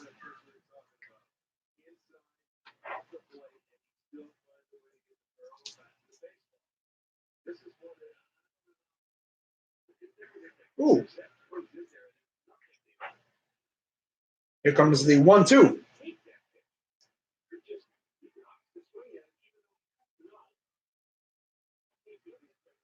Foul.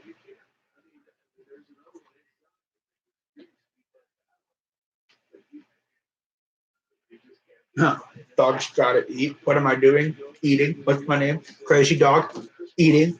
Dog's gotta eat.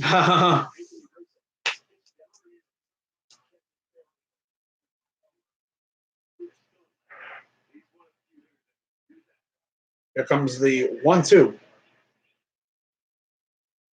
Fouls it off. Stays alive.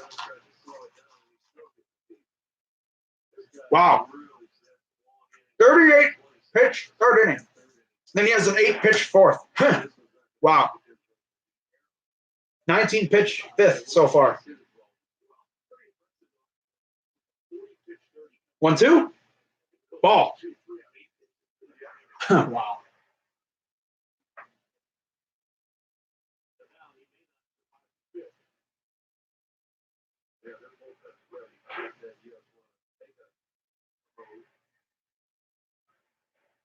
And here comes the 2-2 pitch.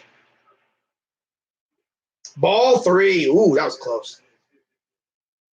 That could have went either way. That was right there too. I wouldn't have been mad. That was a perfectly placed pitch. Perfectly placed pitch again.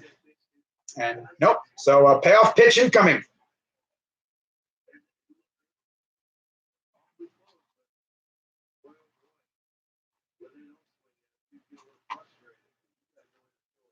Payoff pitch.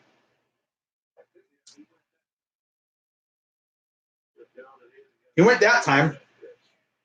And that's his fourth strikeout. Wow. So he's going after 4 2/3 innings. Wow.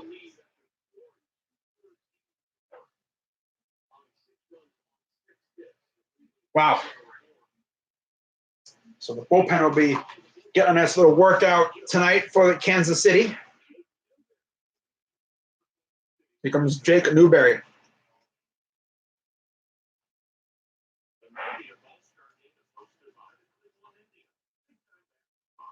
Fun fact. I remember last year we went to Kansas City, the Indians, not me personally, but the Indians, and they actually had one of the fountains in right field broke. It malfunctioned, and all this water wound up on the field. They actually had to delay the game for a bit to fix it. That was the first time I've ever seen something like that happen.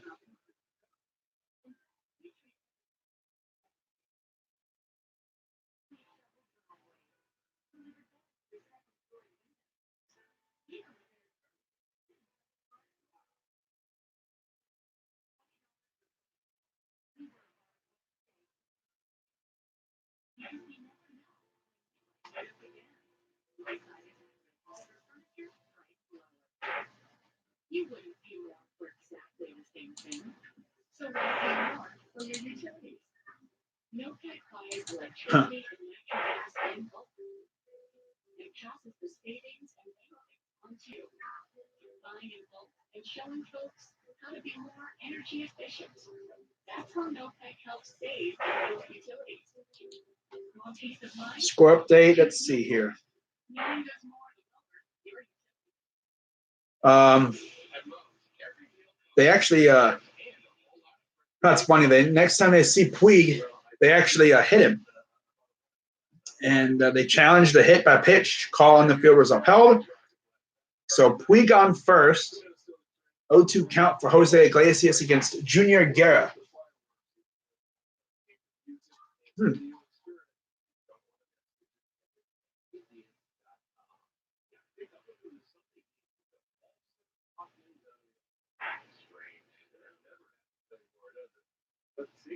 Here's the first pitch from Newberry. Strike 1 from Bowers. So Newberry, 11 games, 4.50 ERA, 16 innings, 3 walks, 13 Ks. That's it.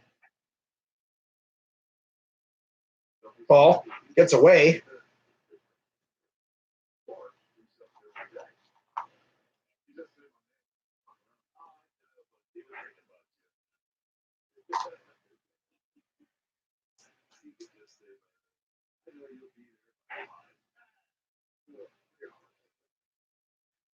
Now, Reds got the winning run at second for Irvin.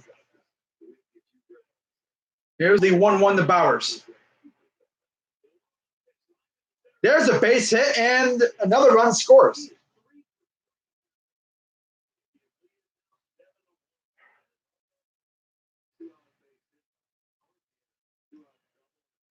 Wow.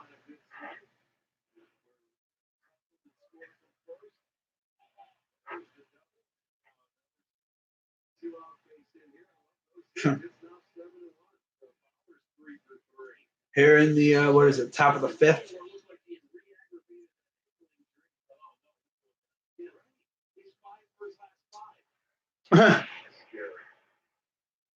Here's Perez. Ball. It's funny though. This guy's low key hurting, and he's better. Wow.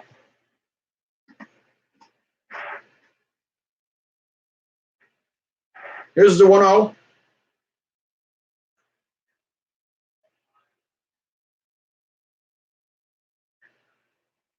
Ooh, 2-0.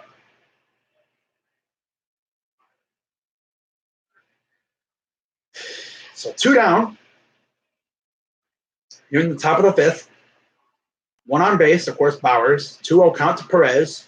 Bradley on deck.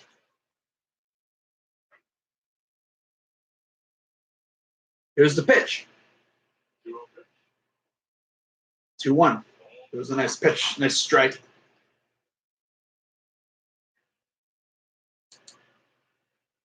What's up, Damon? What's popping? What's going on? Here's the 2-1 to Roberto Perez. And they're going to take a little time. Step out of the box and regroup. Here's the 2-1. Ball. 3-1 count.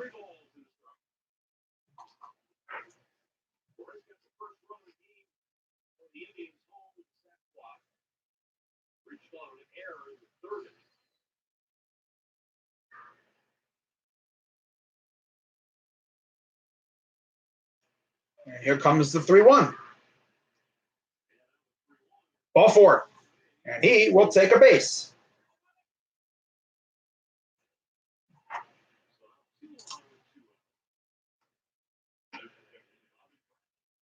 Here comes Bobby Bradley.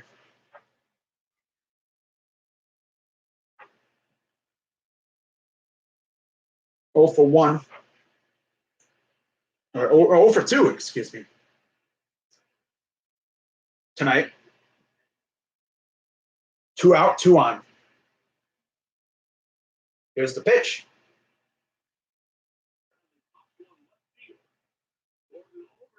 And there's out number 3. Wow.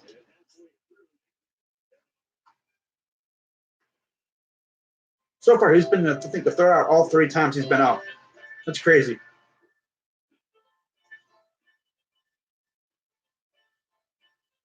Huh.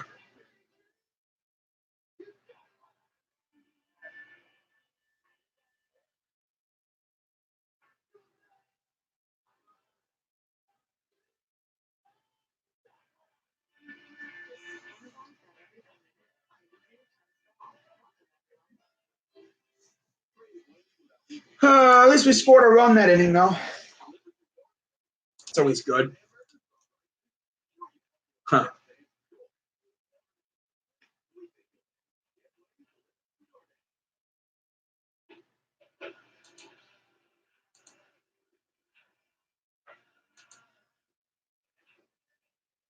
Willie Cauley-Stein to the Warriors. Wow. That's funny.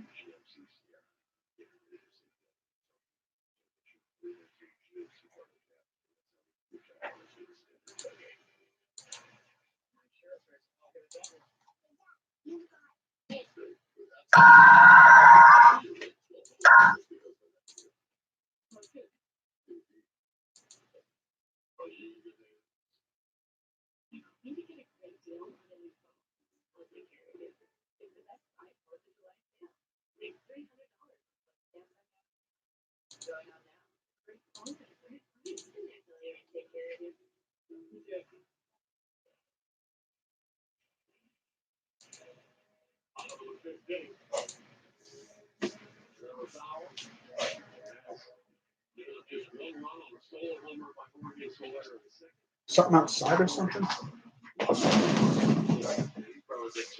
No. Okay. All right.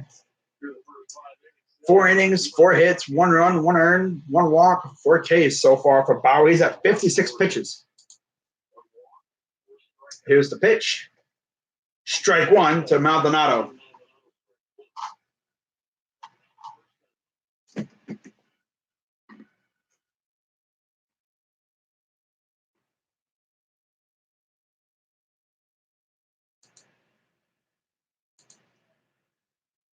Oh, 1. Swing and a miss.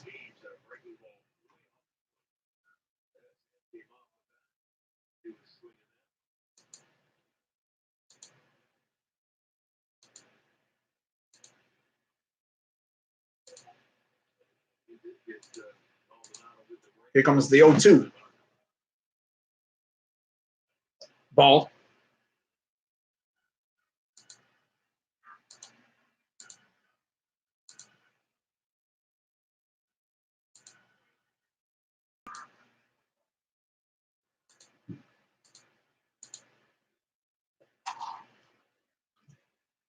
Wow.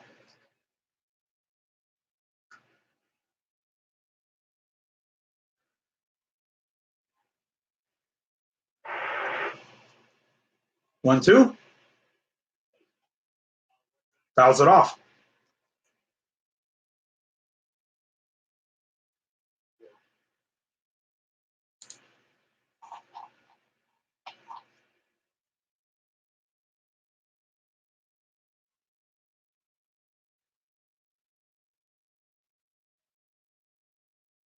Here's the 1-2. Fouls it off. Stays alive.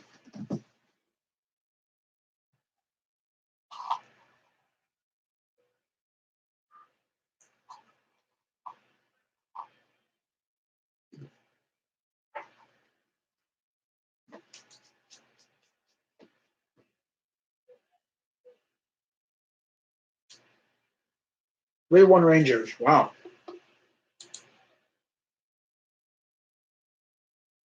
Here's the 1-2. Grounder. Foul.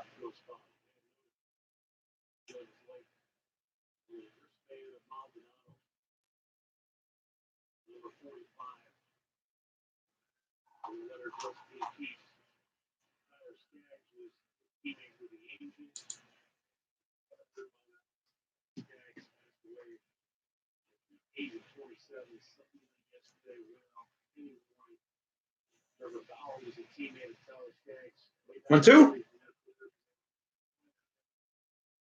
Fly ball foul. Right left field.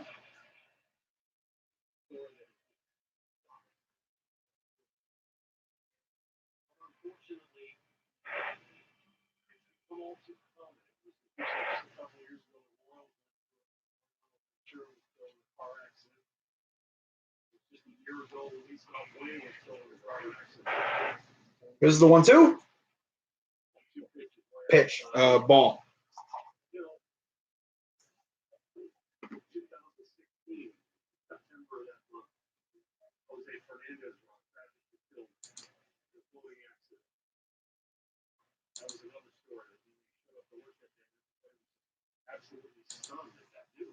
Here's the 2-2.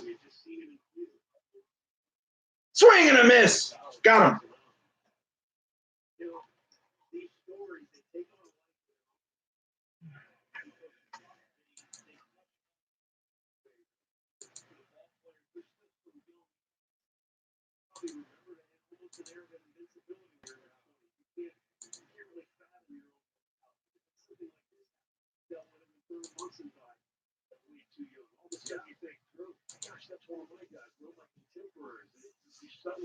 Oh, the Pirates are in a rain delay? Wow. Fly ball goes foul from Hamilton.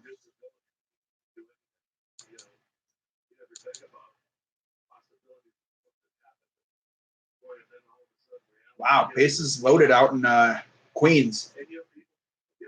Strike 2.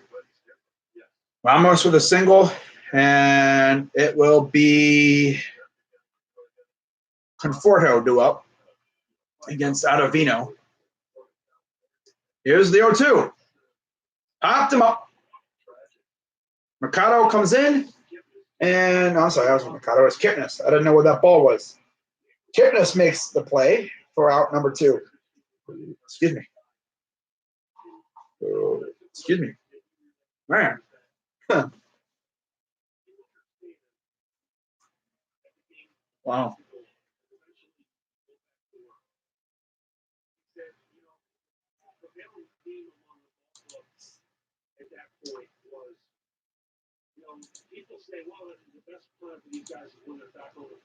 Here's the first pitch to Whit Merrifield. Strike 1.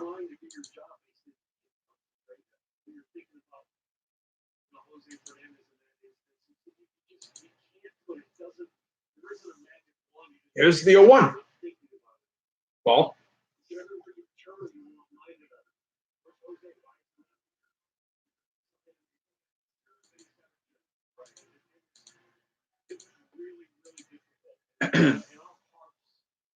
Okay, 7-1 Indians here in the bottom of the 5th, 2 down. Here's the 1-1.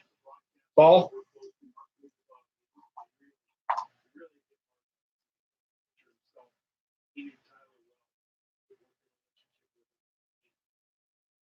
Really tough days ahead for those guys. They've still got a whole season. 2-1. Fouls it off.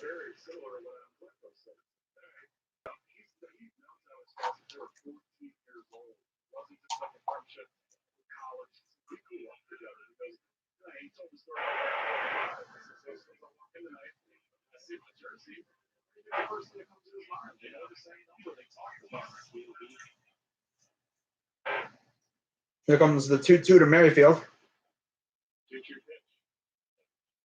Grounder. Nah, no play, so he'll get a single.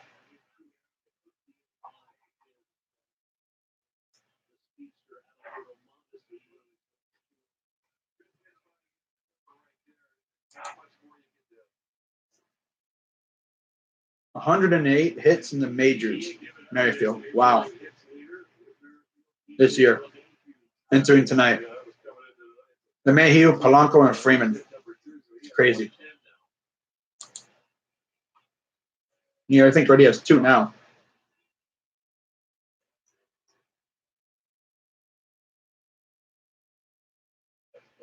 Swing and a miss.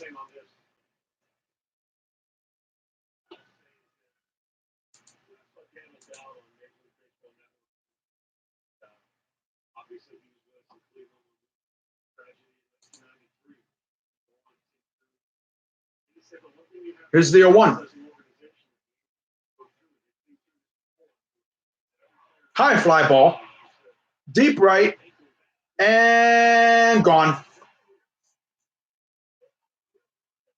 Wow.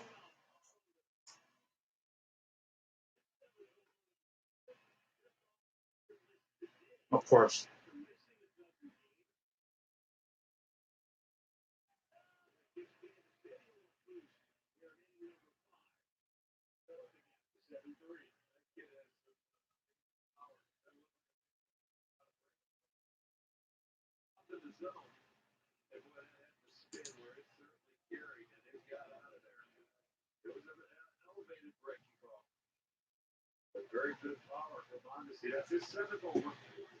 Four to two Mets now.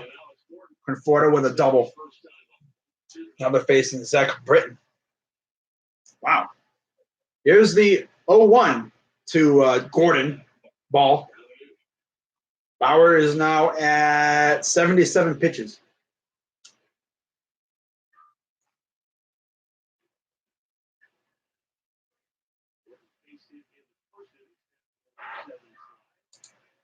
Here's the 1-1. Ball.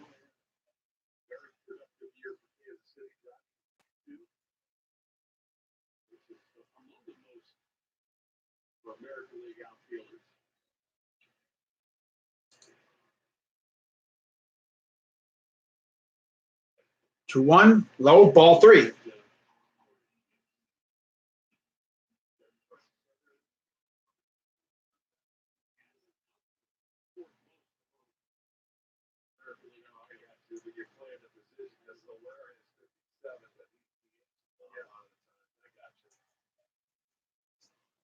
Three one, fouls it off. Got saved there. Otherwise, he would have been walking to first.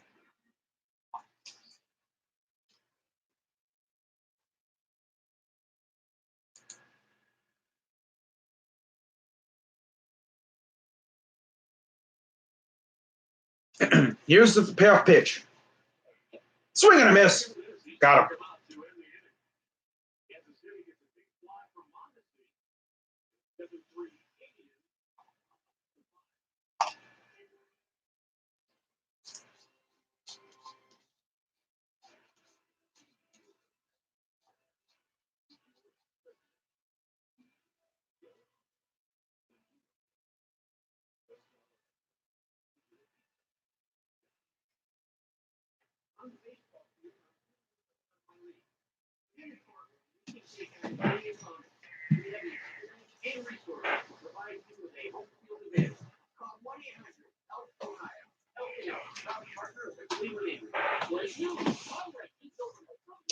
All right, guys. I will be right back.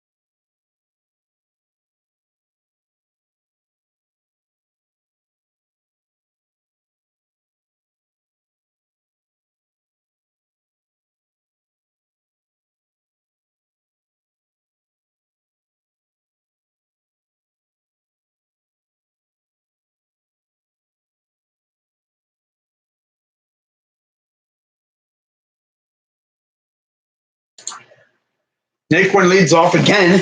I think he's let off a couple times. Yeah.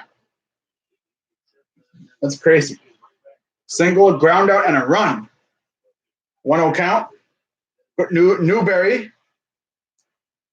Here's the 1-0. High fly ball. That will get down in front, and he will skedaddle into second base. I thought he was going to catch that.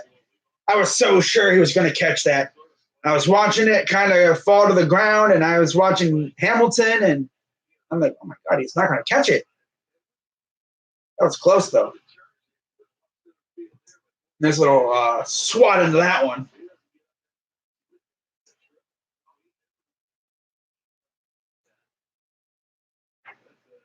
They didn't even touch it.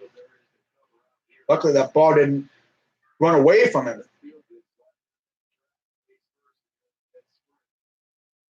So here's the first pitch to Lindor after the leadoff double.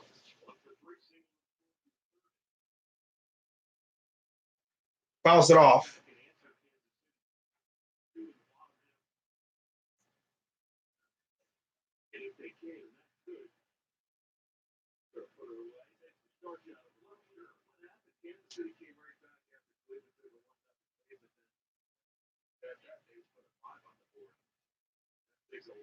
Here comes the 0-1.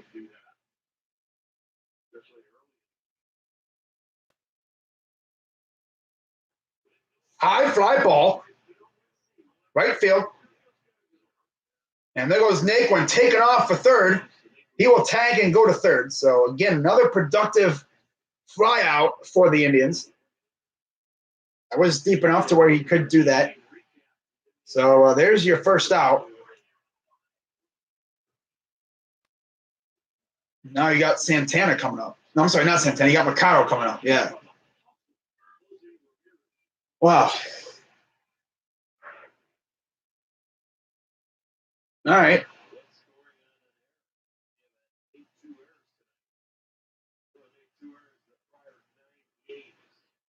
So here's Mercado. Runner at third. 0 for 3 tonight. Ball. Last time up, he actually swung it like one of his, or his, with a second time up, he swung literally at all 3 pitches. They were all on the outside, and he swung at all 3 of them.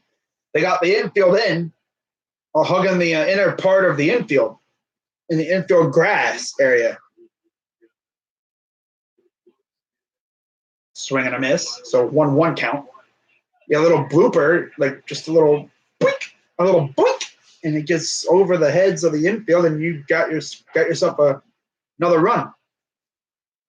It's very crucial to answer any runs that the opponent scores, because if you don't, that lead will dissipate.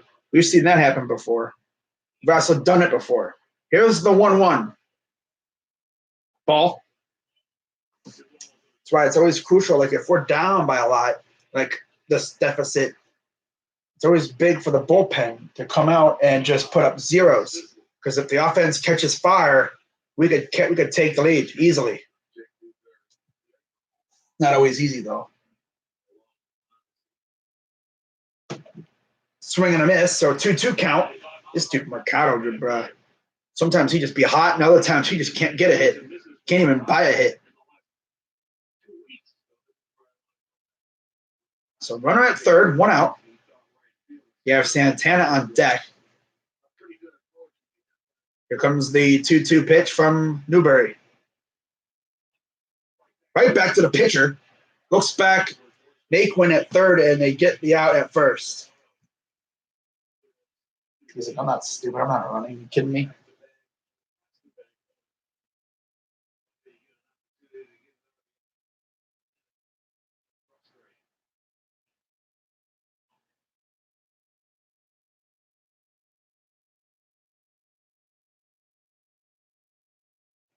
So here's Carlos Santana. Walk, infield, single, and 2 runs. 1 for 2.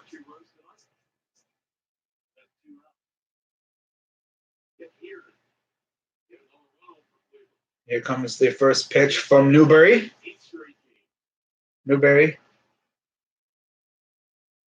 Ball. Again, Santana's always been very hard to get out. Reached safely in 25 consecutive games. Longest current streak in the majors. Wow. It's crazy. Here's the 1-0. Grounder, the third. Got it. And there's out number 3. That time he was able to pick it. Last time he tried that and he failed.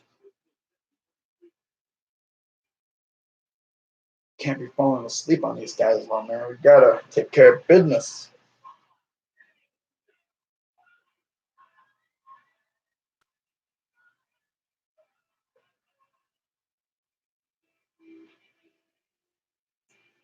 Ciabatta. It's a ciabatta. I'd have been standing there like, I thought this was a baby shower. It's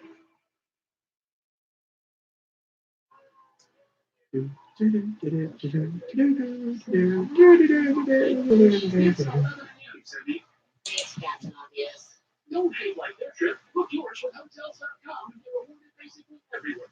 Hotels.com. Be there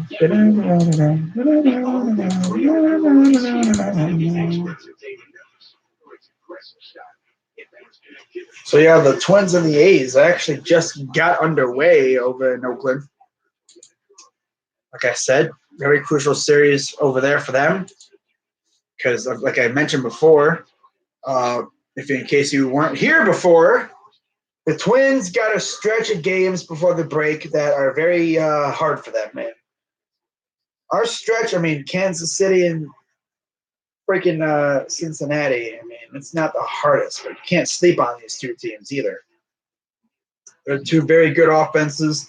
Pitching is middle of the road, especially for the Reds. Kansas City is in the beginning stages of a rebuild. You know, they still got some good pieces that I'm sure they'll be dealing off here soon. I mean, Merrifield, I don't think he'll be going anywhere. I think Merrifield will be there for the entirety of that rebuild. But Gordon, he's not going nowhere. We already know that. Soler, he could be on the move. We'll see. Really hard to say what's going to happen as we are now in the Hug Watch month. You start seeing a lot more action here as after the All-Star break. You're going to start seeing probably some trades going down. Not going to say immediately after, but I'm going to give it maybe a week or so, and then you're going to start seeing trades going down. But, 0-1 count to Dozier. Bauer approaching 90 pitches here. Ball rides up inside on Dozier. A pitch many pitchers use to kind of maybe back off the hitter a little bit. So 1-1 count for Hunter Dozier, the guy that just came back last time we faced him. High fly ball. That's going to the wall.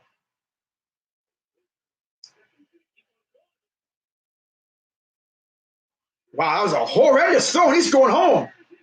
But he is not. Another case of bad base running. They kind of got a little greedy there. Trying to go for the inside the Parker, and Ramirez gunned him down at home. Nice throw to Perez, and that's the second time they've had a guy gunned down like that. But I understand the aggressiveness. You know, you're trying to get runs any way you can. But, I mean, that throw kind of carried.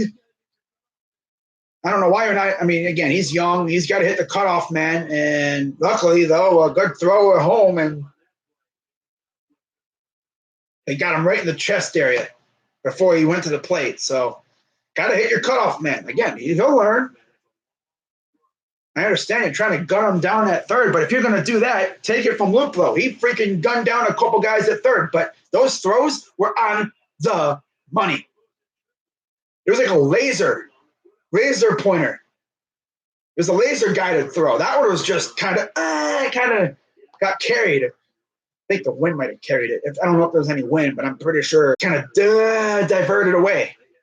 That's not really a laser guided throw. But we still got him. So there's one down. Kind of getting a little greedy on the base paths, eh?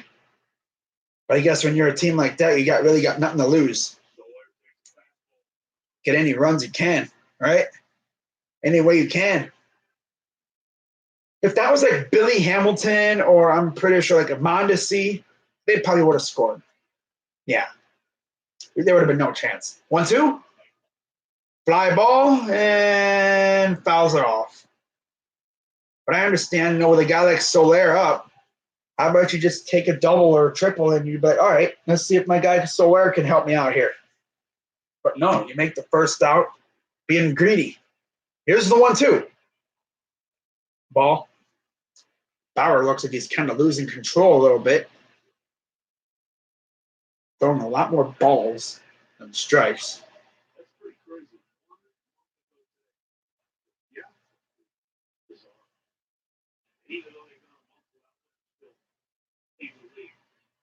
Here's the 1-2-2. And there's another gapper.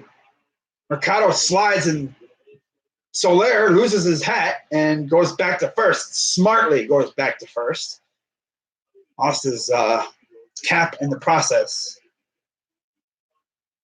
And I'm like, quick, throwing the ball. He's off base. I remember in the WBC a couple years ago, can't remember who it was. Someone from the Dutch team. Was it Profar or something? He got a single or whatever, and he's like over here hyping up the crowd. Let's go, let's go. And I think it was against Salvador Perez's team, I think. and or Yachty's team, and they got him out because he stepped off the base to hype the crowd up. Bruh. So 1 out single, and here's Cuthbert. Strike 1 to Cuthbert. Kauffman Stadium. Ballpark ranks 5th in doubles, 3rd in triples, 29th in home runs. Entering tonight. They don't give up many home runs. 78. Not the smallest ballpark. You'd have to really get into one to hit it the deep center. It's a deep park. Cavernous. It's not like Comerica, but it's up there. Here's the 1-1. Ball. Please tell me freaking Bauer ain't going to implode. I don't want to see that. I want to see him finish out his outing here. He's probably going to go 6, maybe 7. I think he's going to probably go 7 or 8 or 9. Here's the 2-1. A double play. Popped it up. Playable Santana gets there and makes the catch. 2 down. I like how he puts his glove like that. Like, got it. Ooh. Salazar. Oh, yeah, Danny Salazar. Wow. Man, it's so cool seeing highlights of Danny freaking Salazar.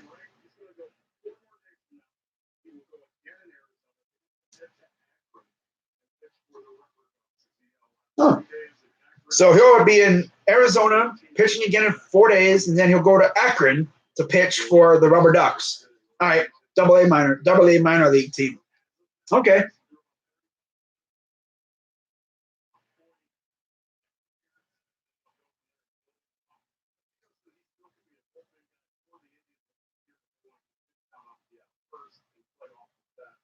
I bet you they'll use him in the bullpen.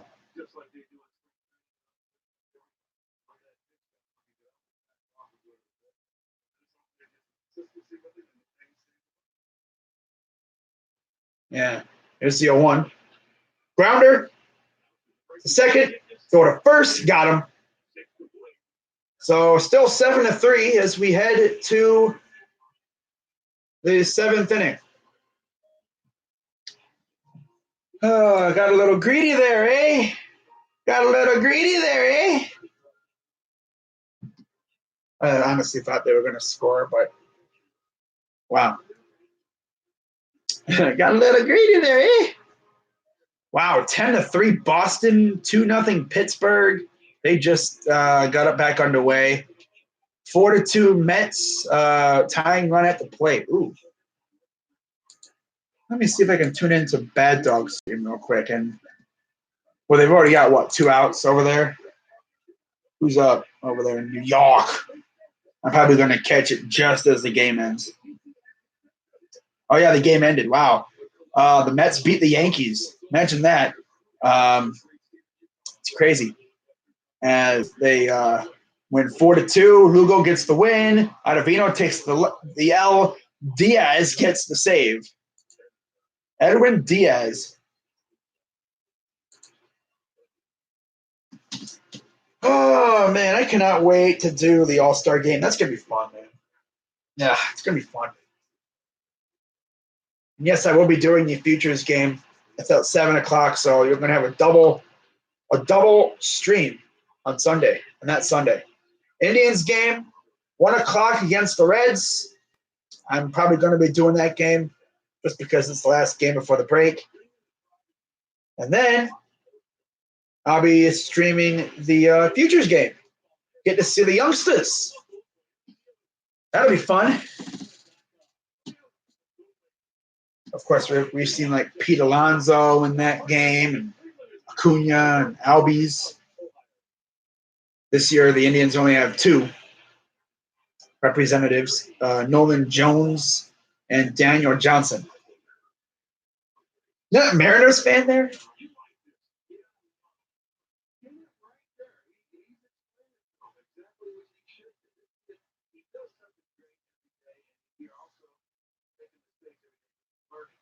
He's a rookie, man. You gotta expect that from a rookie, Mercado. He's like, you gotta hit the cutoff, man. Luckily, Ramirez had that good throw. Luckily, that was, what was it, Gordon or something. Luckily, it wasn't Billy Hamilton or Mondesi or Gore on the base paths torching around the bases. Gotta hit your cutoff.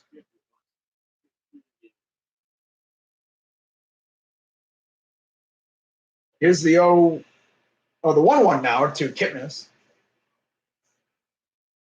He'll learn. He's still a youngster. Give him a chance. He's got a lot of growing to do. It'll be awesome to see what he looks like when he's fully grown, like baseball wise. And there's right at the third baseman, and that's out number 1. Yeah, don't you just hate it? You hit it with all your might, and it goes boink right to the freaking third baseman. Hit it right at him. Your only hope is that maybe it ricochets, but no, it doesn't happen like that. Nope. So here's Ramirez, and here's the first pitch. Ball.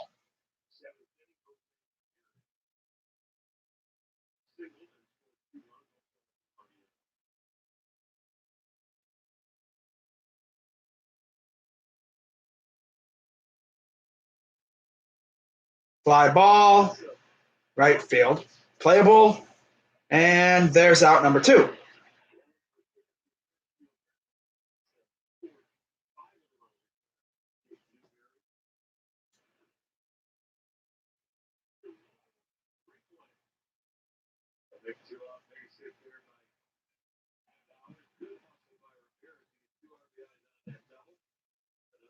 All right.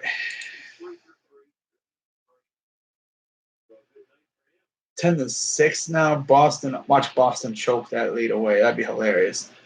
3 apiece now in Texas. Bottom 5. Bottom 11. Still 4 apiece between Milwaukee and Cincy.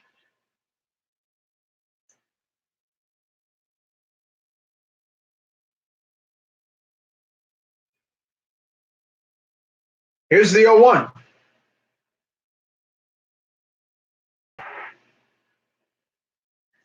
Ball. So the 1-1 to Bowers.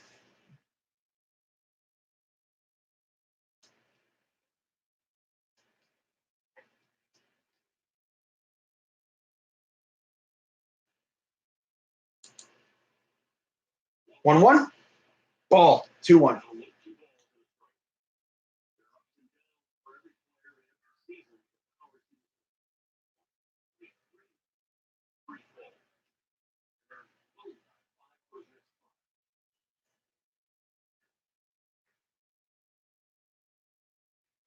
Here comes the 2-1, the Bowers. Ball 3-1.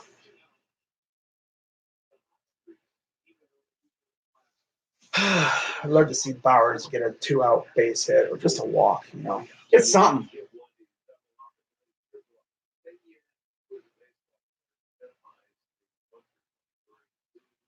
And hits it to the shortstop, throw to first. Got him. Barely.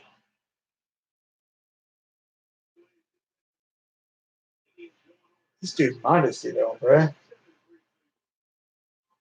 Wow. So we head to the bottom of the 7th, still 7-3.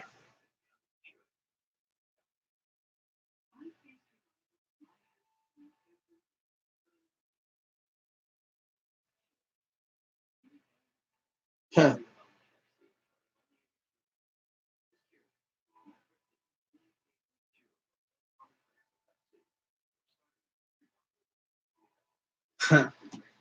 Wow.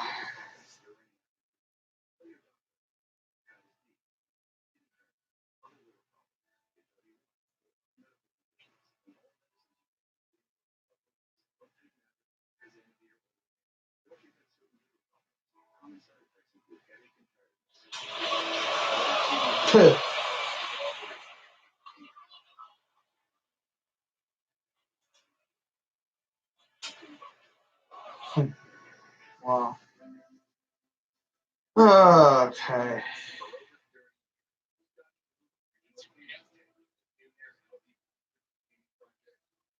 Ooh.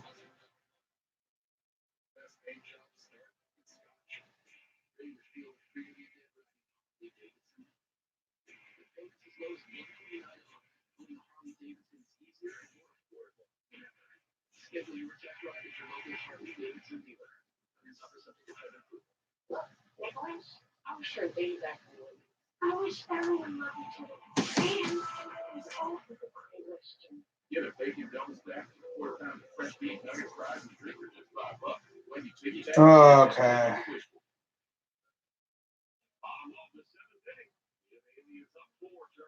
Wow, Hall of Fame game 30 days away. Preseason's 37.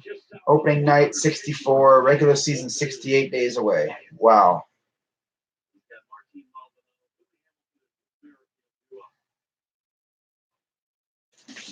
So bottom of the order and then back to the top of the order. And pops the first pitch up and fouls it out. Oh, fouls it away for Maldonado.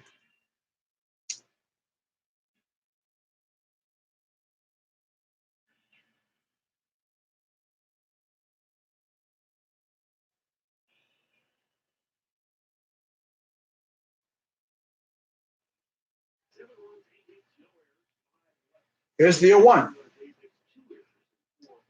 Little gapper.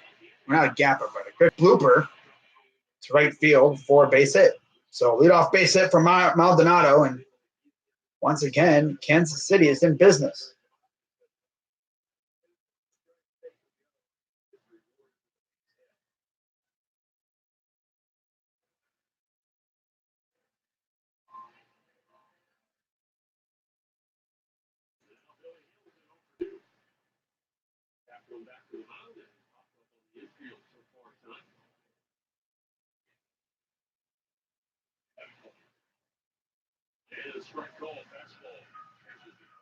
First pitch strike.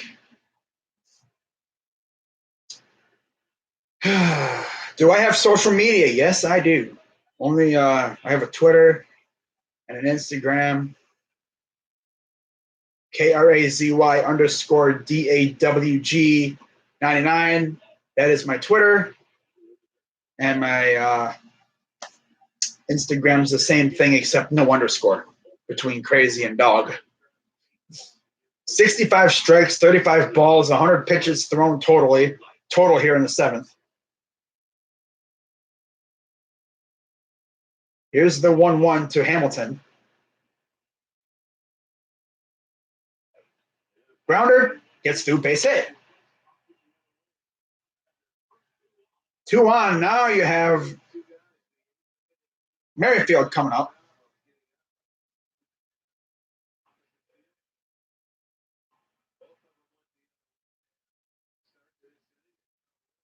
Willis is coming out now against Merrifield.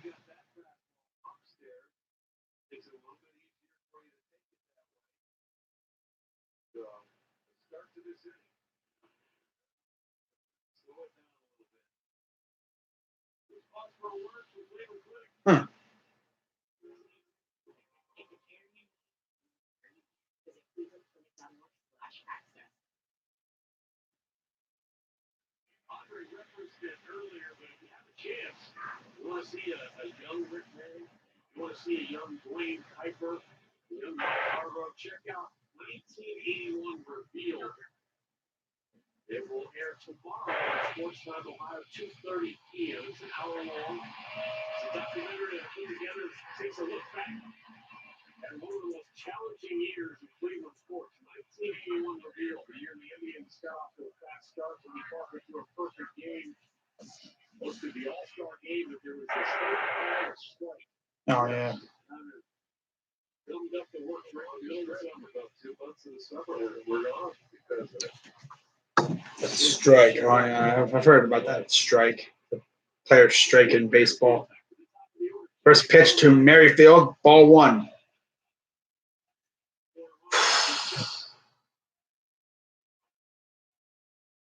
Here in the bottom of the 7th, 7-3 Indians.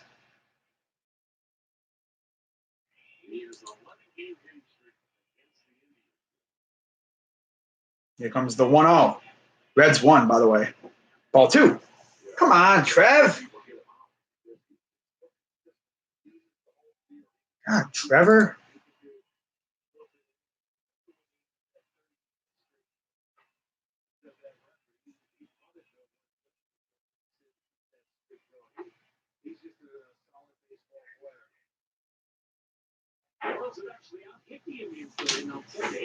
Here's the 2-0. Ball 3. Come on. Hey, let's load the bases. This is literally exactly like the game we lost to these guys last week, except it was Brad Hand and not Bauer. Literally, get it out. 2 out, double play. Come on. Here's the 3-0. There you go. You found the strike zone. Good job.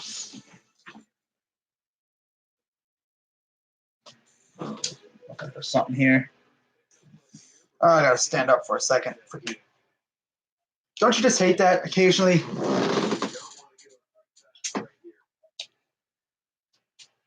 Ah, 3-1 count. Fouls it off. Full count. Freaking like big toe is cramping up a bit right there. Hate that. Moved it wrong. It's like, yeesh. Yeah, buddy. Yeah, buddy.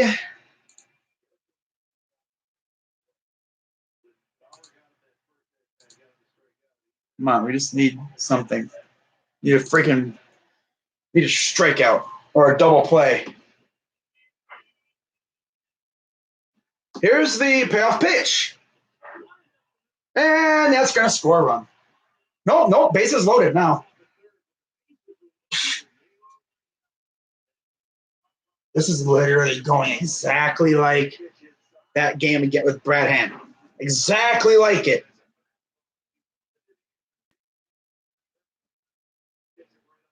And by the way, there's no outs.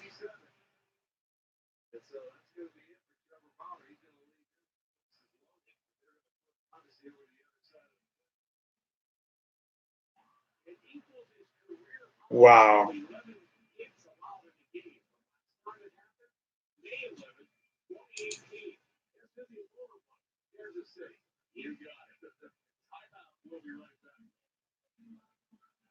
And Bauer's night is done.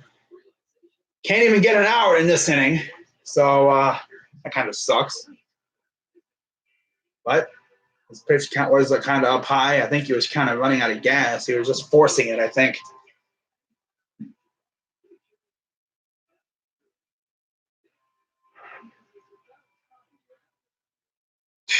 Oh, God.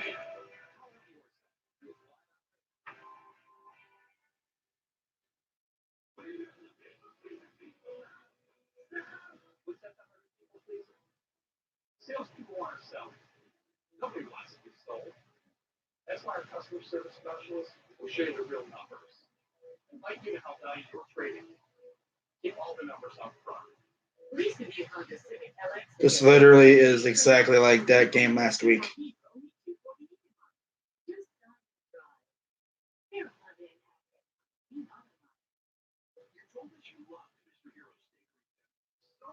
Like they try to force the ball. Like, God.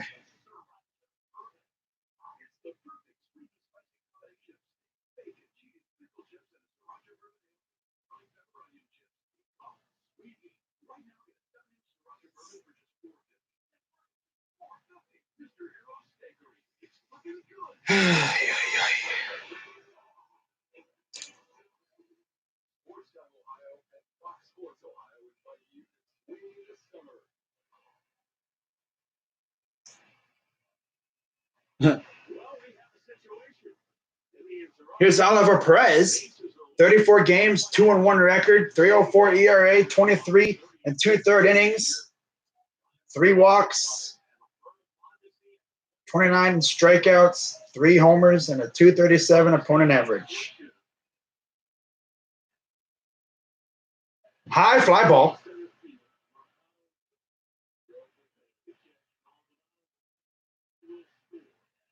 And there's a sac fly.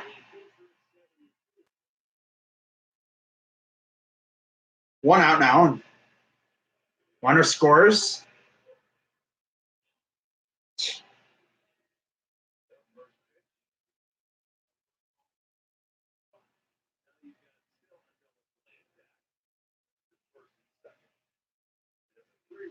Just say screw that. You know, Bauer, I don't know what happened to him. I think he just straight up ran out of gas and he started forcing things. It happens. They start forcing it. They try to, force the ball. Then they get mad and then things start unraveling. Luckily, Tito didn't keep him in there and let it totally unravel. But against Perez, Gordon is 3 for 6 with a double. Here in the bottom of the 7th.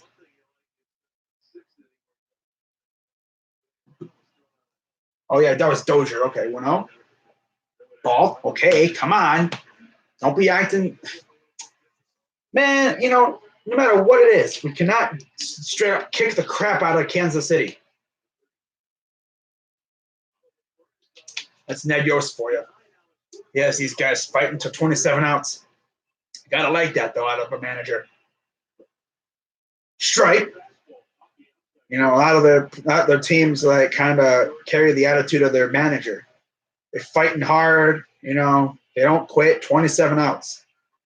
If I was the manager, I would have something on my wall that says 27 outs.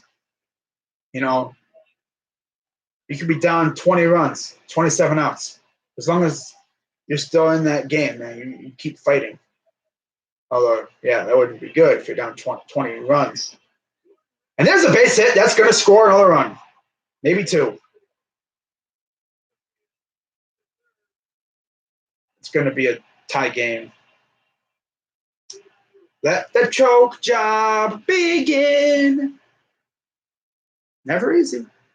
That's what happens. You got to keep scoring. Offense lets up again. This is exactly like what happened against them last time. Except this time it's slow and methodical.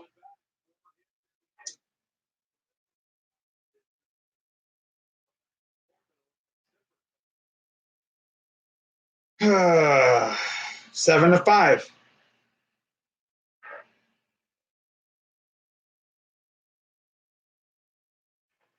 Still in the bottom 7. 1 out.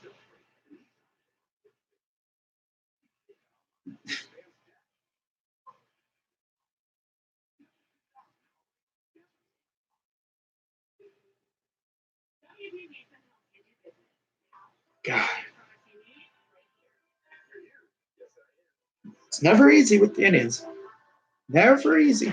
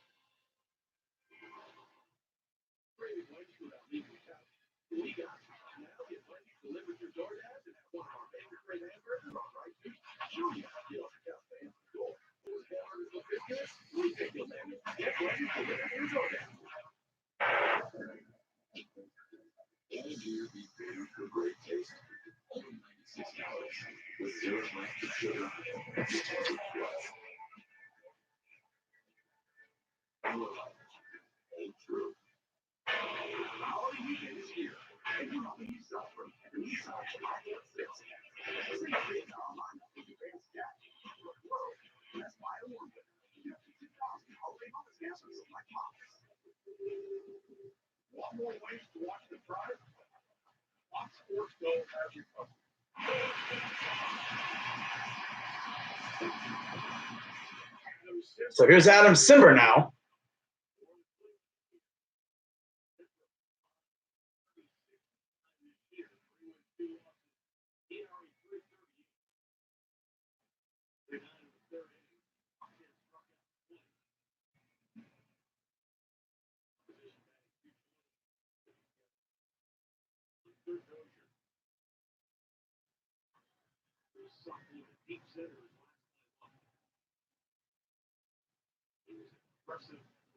So here's Hunter Dozier. Runners at first and third. Here's the pitch. Ball. It's like pulling teeth with these guys right now. It's literally like pulling teeth with no anesthesia. It's crazy.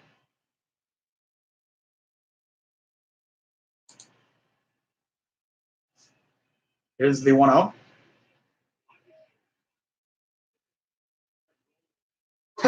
Well, they got the out there. They snagged it, thank God. And there's 2 down. Bauer's like, damn it.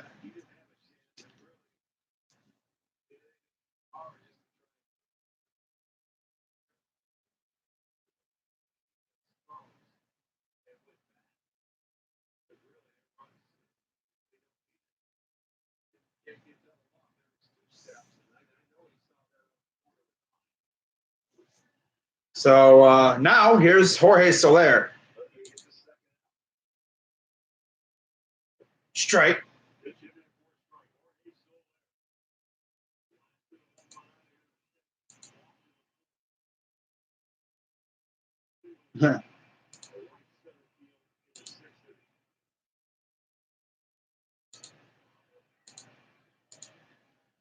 Here comes the 0-1 from Simber. Strike 2. Stares at a strike 2. And never easy with these guys. Still got 8th and 9th inning, too. Huh. Yay. Of course. Here comes the 0-2 from Simber. Ball.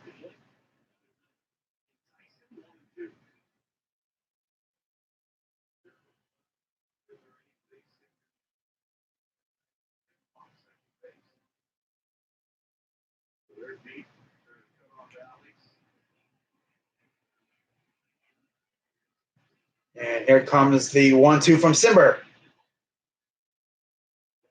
Fly ball.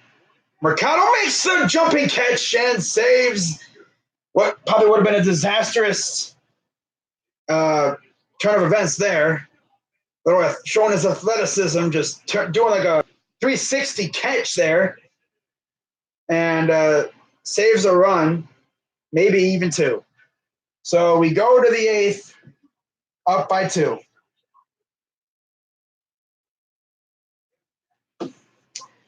That was close.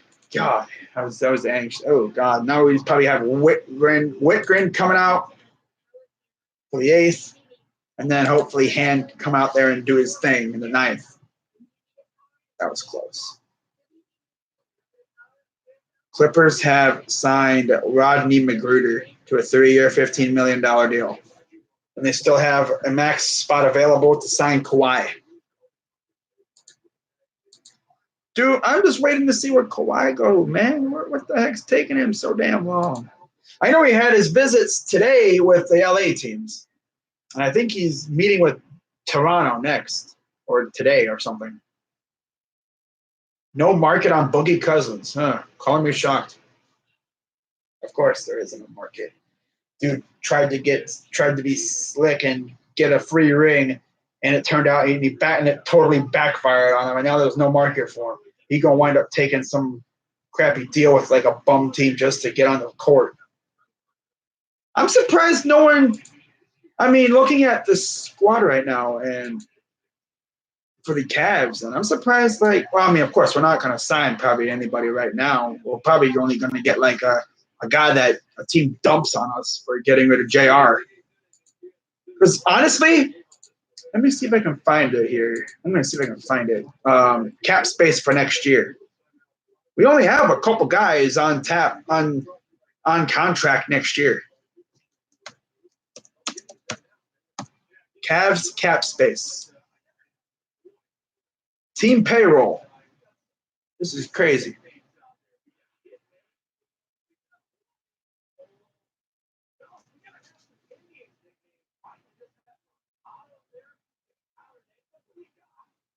Slam Tana. I mean, after this year, look at we don't really got many people at all. This year I think we'll be off the docket after this upcoming. Was he a free agent after this year? because we're entering 2019-20. So Chris Zizic is only here until like 2020, 2021. That's his last year. We only have a couple players on docket for next year. It's crazy. Here's the 1-0. Yeah, we got one in the top of the 8th.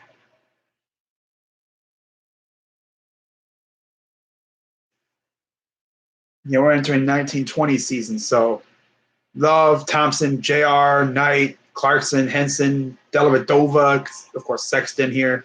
Chris is nope. Osman, Ball, 2 to Perez. Fry's retired. Nance just got a nice deal, or what was it, this past season, off season. And Zizic, Nwaba, of course, he's not coming back, it looks like. Stauskas, same thing with him. So we only have a couple guys that'll be here, confirmed through this year. Here's the 2-1. And even crazier is only Kevin Love, Sexton, Nance, Zizic, and the 3 rookies will be here in 2020, 2021. So after this upcoming season, we're going to have virtually nobody. We're going to have a crap ton of cap space. It's crazy.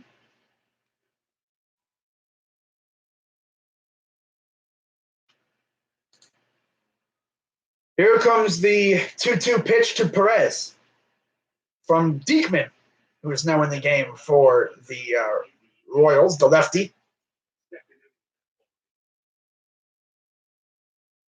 Ball, full count.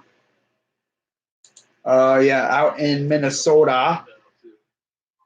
I'm sorry, out in Oakland, 10-6. Boston wins. 3-0 Arizona, 2-1 San Francisco, 1-0 St. Louis, 9-8 Houston. God. Minnesota's up 2-0, of course. Here's the payoff pitch. Ball 4. Go take a walk. How did the Twins score? 4-3. I almost said Dodgers. Angels. Top of the 6th. Bases are loaded. As they scored with a Sano homer. Because of course they did.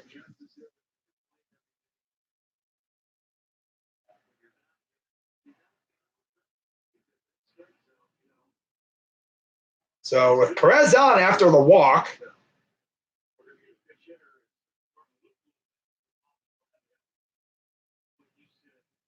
Luplow will come in for Bradley, who is the DH anyway, so it doesn't really affect anything. Luplow, of course, loves to hit off of lefties.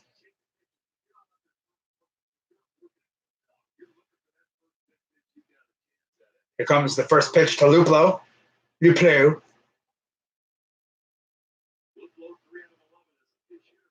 Ball.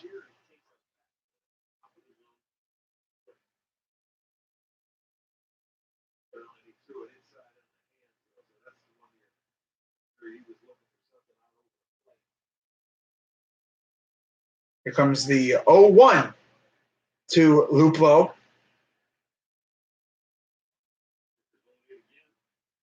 Ball. No strike. Oh, wow, that was close. Wow. Aaron Savali out in Columbus. 8 innings, 4 hits, 1 run, 1 walk, 7 Ks on 100 pitches, 71 for strikes. God, crazy. Kid's got stuff. Good stuff. I like it. Here comes the 0-2. Ball.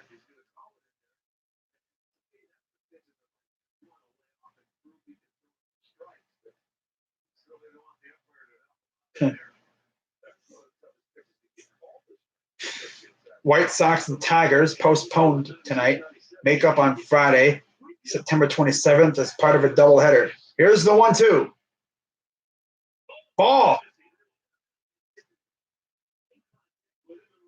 Roberto takes second on the wild pitch.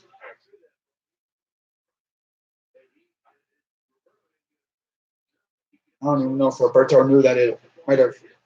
Ooh. How did that miss?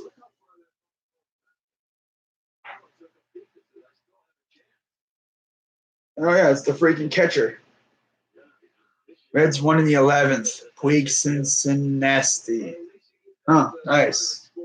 Yeah, we're up 7-5. We were up 7-1, but we damn near imploded last inning. Of course, they got to make it interesting. 2-2 count. Here's the pitch. Swing and a miss. So there's one down. Luckily, the double play is not in effect because Perez was on point and stole second base. So looking at the payroll, the salary cap space for next year's team, we currently have 13 players on contract. We're probably going to have 2 or whatever on two-way contracts. So there's your 15. Officially, we already know JR is gone. So that's what, 15 million off the books right there, probably. 3 million dead cap, something like that. Knight. I don't know about Brandon Knight. I don't know what happened to him. I don't know if he's still here or not. Clarkson, Nance, Henson, Dellavedova, Garland, Sexton, Osman, Zizic, and Windler. I'm pretty certain Clarkson won't be here next year. Thompson won't be here next year. And JR won't be here next year. That's a lot of money opening up. Like, legit. That's for this season. Next season, oh, man, that's even crazier. 2020, 2021. Here's the 0-1. Swing and a miss. 2020, 2021, we only have 1, 2, 3, 4, 5, 6 players confirmed down the roster. And Sexton's Zizic. Yeah, you have a couple of non-guaranteed contracts and stuff.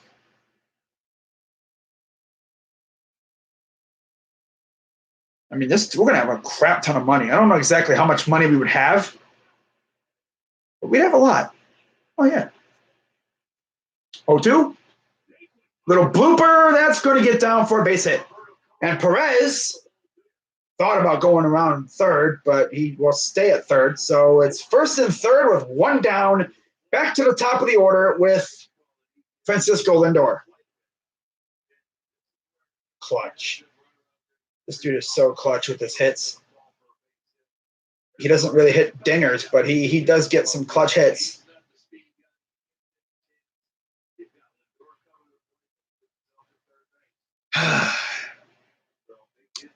But it's like, yeah, man, I mean, it's going to be crazy. Exceptions. A couple of trade exceptions, too. That's cool. Luxury tax total for next season, $142 million luxury tax threshold. Total taxable salary, 60, 81 luxury tax space. Salary cap.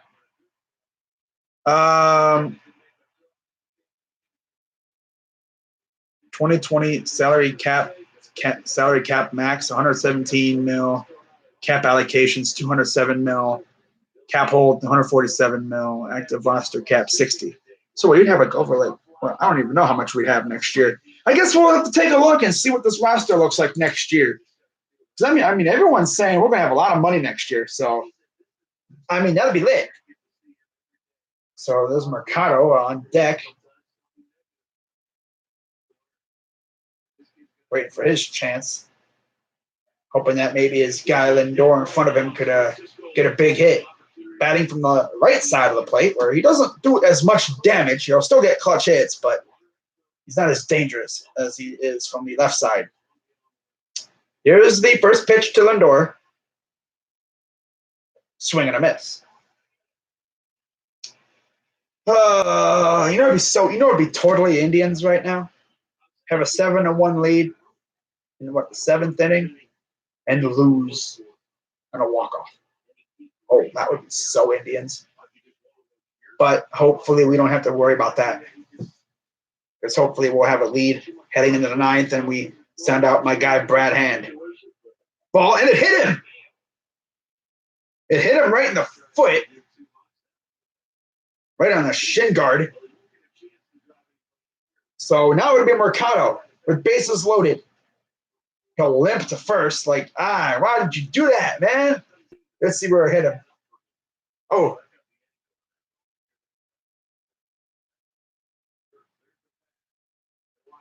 Ooh, right on the side of the like on the side of the ankle, like right on the almost on the pad. He's like, Now you're giving the rookie a chance here with 1 out.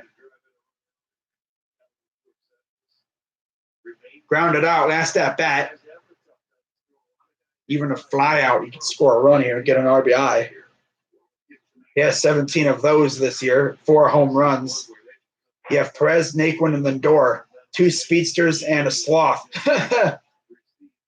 Perez could truck around the bases. He's a catcher. I mean, catchers aren't necessarily the fastest guys out there.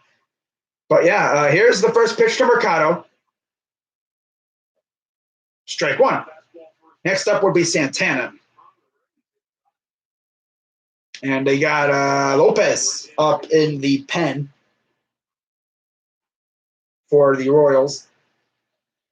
Here comes the 0-1 from Diekman. He's another guy I think that they could be traded. That could be traded from Kansas City.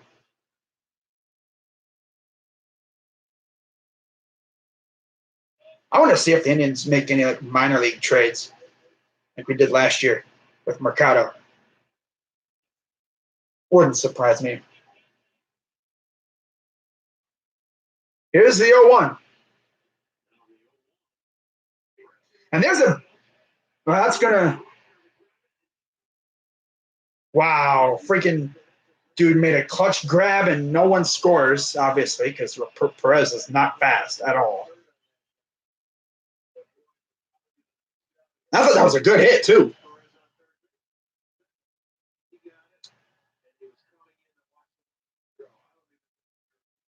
Nah, Zimmer probably wouldn't even get there. Not with that throw. Not with how close it was. I thought that was going to get through, but no. Was it Gordon in right field or left? I wouldn't test him. So now here's Santana.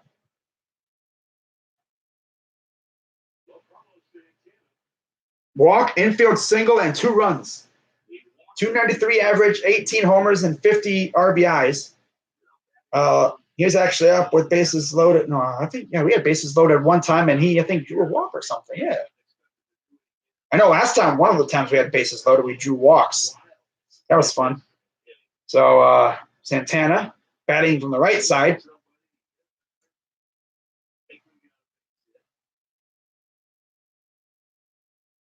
Now, if that was Zimmer at third, I'm pretty sure he probably could have made it, but Zimmer's fast, but I don't know. I don't even know if he would have made it against that. Here's the first pitch. Strike.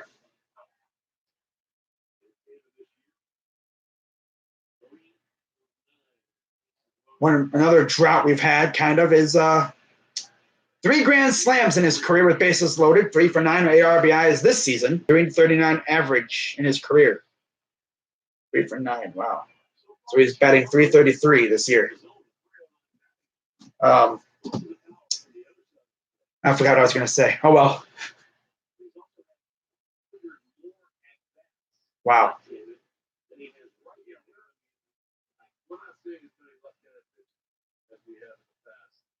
I know, because we can actually hit lefties now. Last year, that's all you saw was lefties because we couldn't touch them. They were our kryptonite. Now we're killing them. Ball. But, the Indians earlier this year, they get bases loaded. This is a guy that could draw walks and kill you with bases loaded. We haven't had a bases loaded. We haven't had a grand slam in a while. I think we're due for one of those. I would love a grand slam here. That would probably be a nail in the back of Kansas City. Getting out of this would be big for Diekman and Kansas City because you're going into the bottom of the 8th, down 2, and we would have the 4, 5, 6 hitters due up next. So, yeah. Here's the 1-1 to Santana. Ball. The last time, one of the times we had bases loaded, they walked the guy. And that was that third inning when we scored a crap ton of runs. And then there was that play at first, that an error, and that was an ugly inning. Here's the 2-1 to Santana. To Los. Swing and a miss. 85 mile per hour. A guy that usually is very hard to strike out is one pitch away from striking out and really saving Kansas City's skins here. I mean, a base hit here would definitely be a dagger. I'm not going to say a dagger, but it'd be really hard for Kansas City. But here's the 2-2.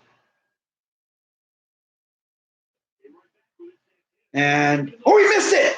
Runner scores. And the Indians had a run. So there you go. Another missed play on the left side. And the Indians had a big run. There you go. Tried to rush it. Yep, they tried to rush it. And, wow.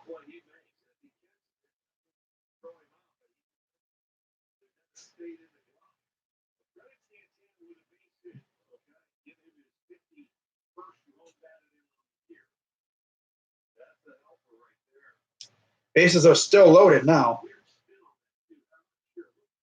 It's 8-5.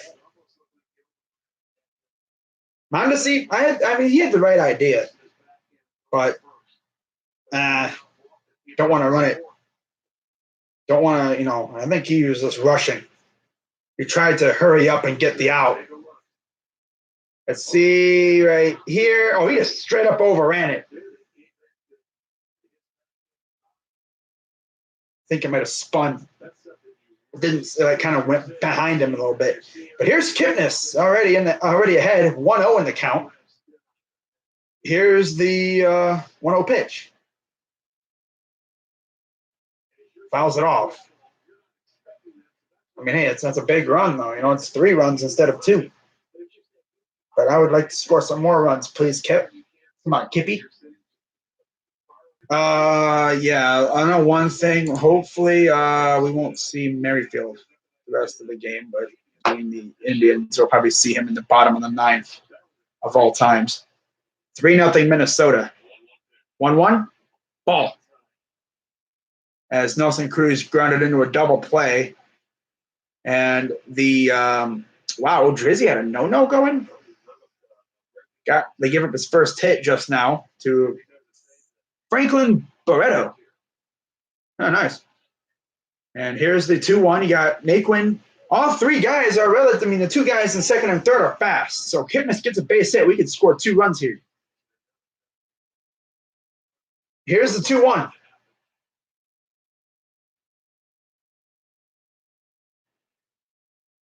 Ball. 3-1. This Kipnis was actually the one that drew the bases loaded walk. Right? I think he was. Last time we had bases loaded in that 3rd inning. I think he was the start of that inning. Something like that. 5-0 Pittsburgh. God. Here's the 3-1. Strike. Stares at it. But yeah, in that 3rd inning, that was a hell of an inning.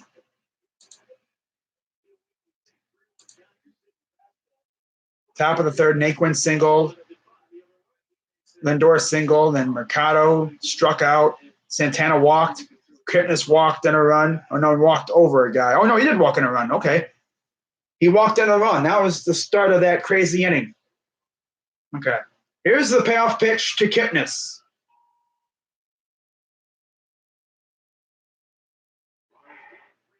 High fly ball. And there's out number 3. So only got a run. It's better than nothing. It's one more run that they have to score. But we head to the bottom of the 8th, up 8-5, and it's going to get really intense here. It'll be Cuthbert, Lopez, and Maldonado due up. So Yeah. Cuthbert, Lopez, and Maldonado, which means bottom 9, we will see Merrifield. And he'll be the second guy out there. He'll be on deck unless we, God forbid, have a in here or something. But yeah, Kansas City, 5 runs, 12 hits, 2 errors. Those 2 errors have been costly. I think they've cost them 3 runs right there. Yeah. That's crazy. 7-4 Angels over Texas. 9-8 Houston, bottom 8.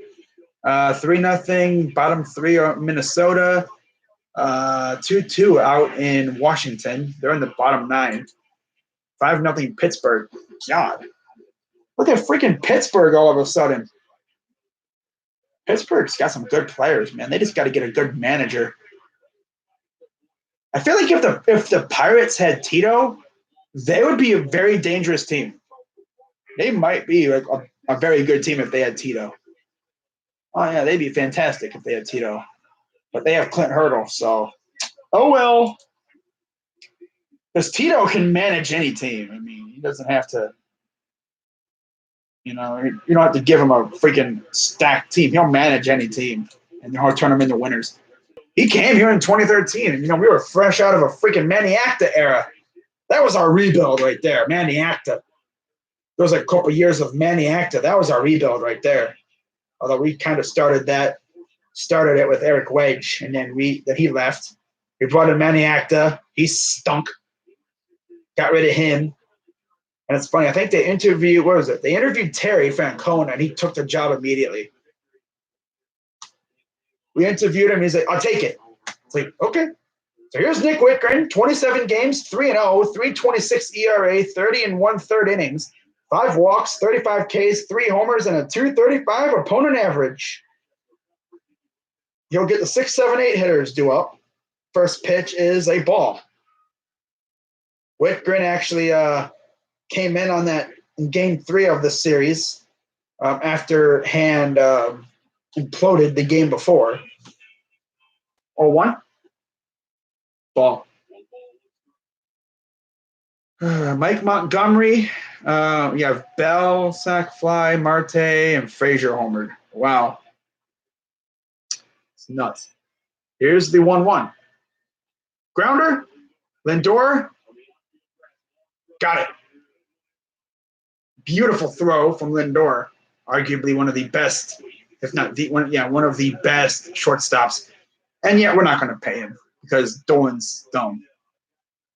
Dolan is dumb. I would honestly not sign any free agents and just use like Lindor and like just bring up guys from the farm in an effort to save money just to sign him.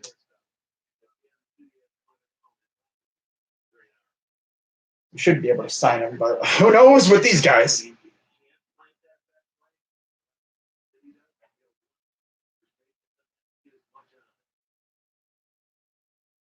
Was Frankie, All-Star again, of course. Was it 4 straight years as an All-Star? Freaking awesome. Love him. Here's the 1-0. Fouls it off, so this is Lopez with 1 down. 1 down. Here in the bottom of the 8th.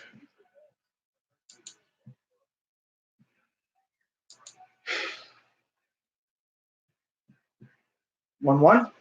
Fouls it off.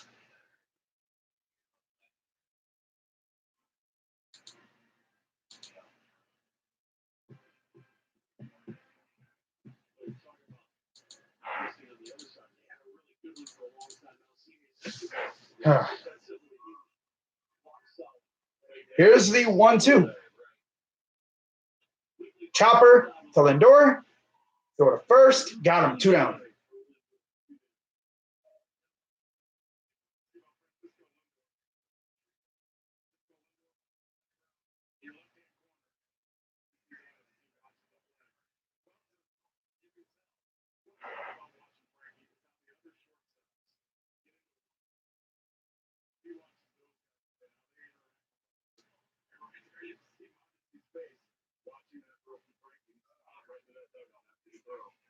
We've seen a couple of times this year where shortstop. Here's Maldonado.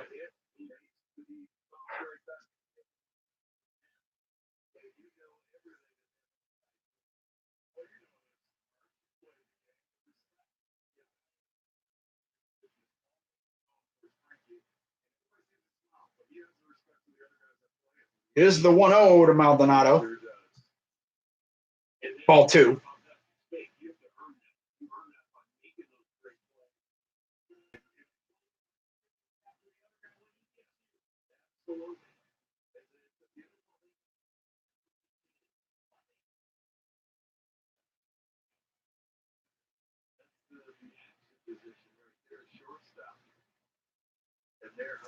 Here comes the 2-0. Fly ball. And there's the catch for out number 3 from Bowers. And the side is retired, and we head to the 9th, up 8-5.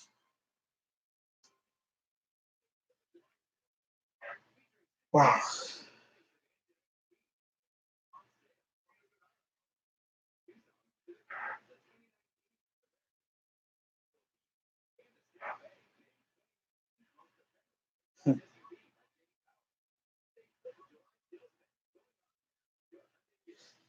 All right, let's see if we got any updates on the scores.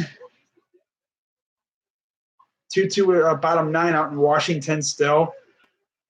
7-4 out in Texas.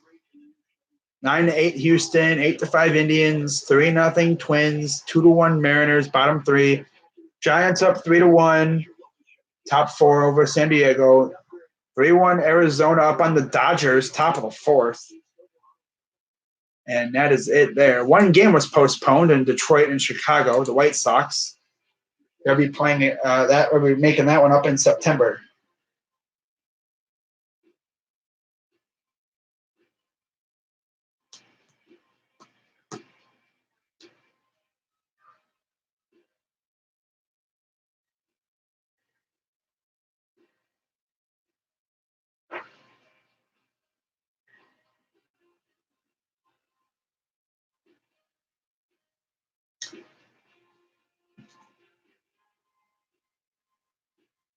You know what's really crazy though? Like Patrick Corbin, who I guess was really good friends with Tyler Skaggs. Hang on, let me see what his original number was.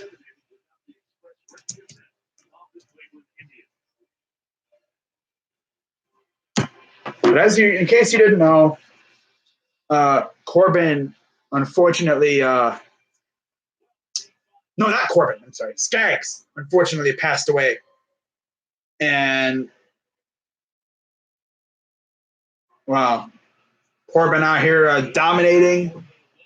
I think he actually changed his number, believe it or not. Yeah.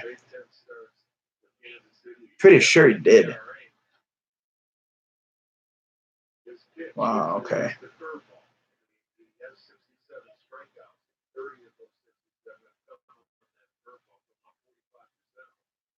All right. So here's Lopez against Ramirez.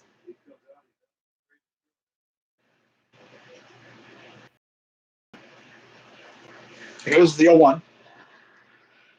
Right through, and that will be a base hit. It jumped on the second baseman. I don't know where that ball just jumped on Lopez. The other Lopez. Let's see what happens. It jumps on the dirt and boing off the arm. Use it as a ramp. Like a ramp. Like whee! Wow. So a base hit for Ramirez to start it off. So 2 hits for him. Okay, so Corbin usually wears 46. Well, he made a little bit of a number change tonight as he wore 45 in honor of his close friend, Tyler Skaggs. So here's Bowers after the leadoff base hit from Ramirez. Ball.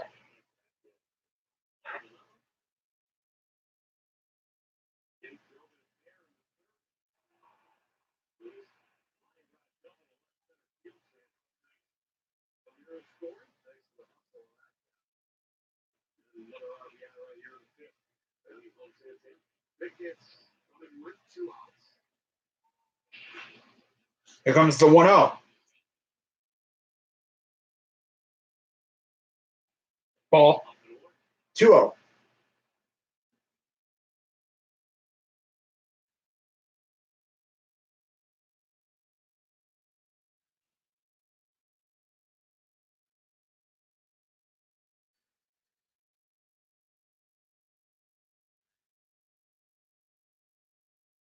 Here's the 2-0 from Lopez.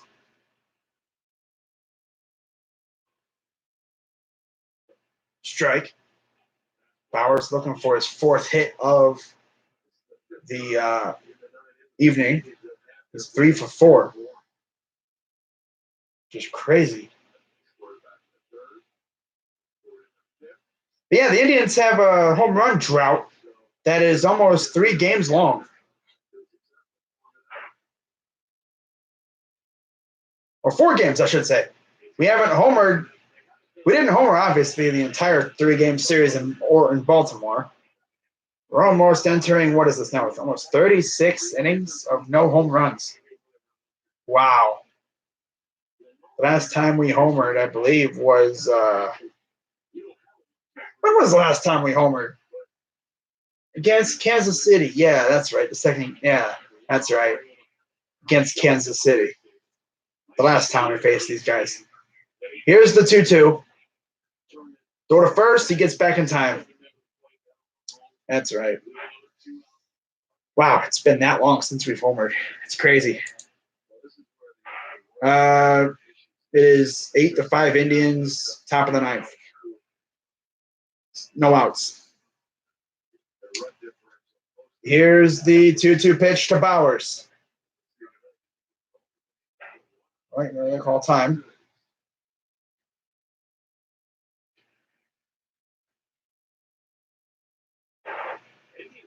We've been rolling for about 3.5 hours. Here's the 2-2. And there's a base hit for Bauers, his 4th hit of the evening. And Ramirez goes back to third. Goes at the second. Wish he would have been at third. Now he's not that fast.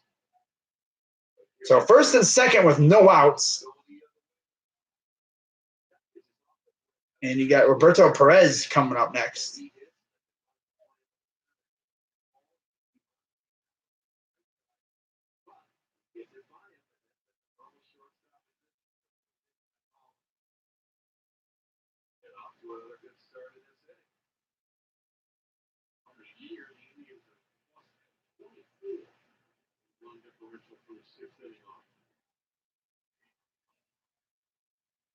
Here comes the first pitch to Perez. Almost got hit. Backed him off. So fastball inside.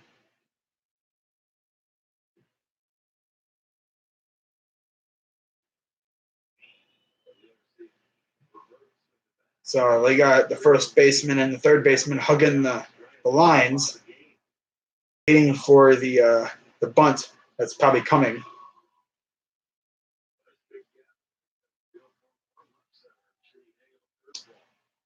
Yep. There's a big gap in the outfield no matter where you go. You just don't want to hang it too high because Hamilton will be right underneath it before you know it. Here's the 1-0. Bunts it foul. 1-1 count.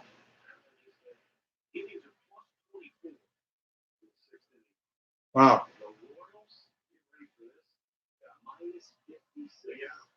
Wow.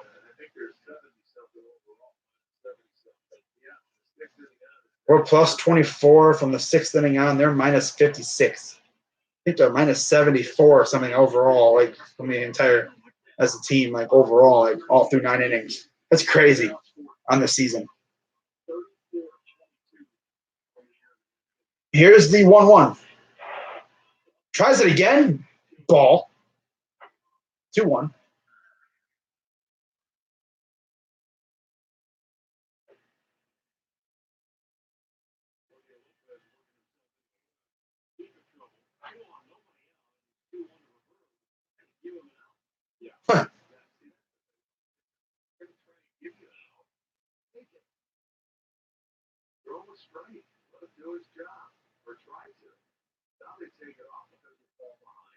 Strike two.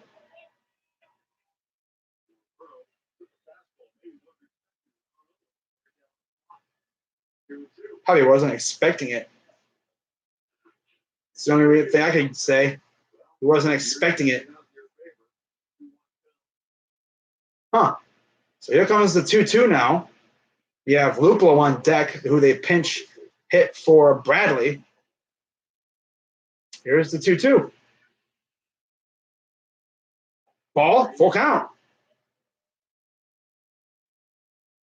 It's too bad you couldn't bring Bradley back in. But no, that would be kind of unfair. It's just like, crap, Luplo sucks against righties. But I mean, hey, give him bats against righties. You ain't going to learn how to hit against him if you never put him in there against him, right? So here's the payoff pitch. Foul ball. Barely foul. That stays fair. You know someone scores.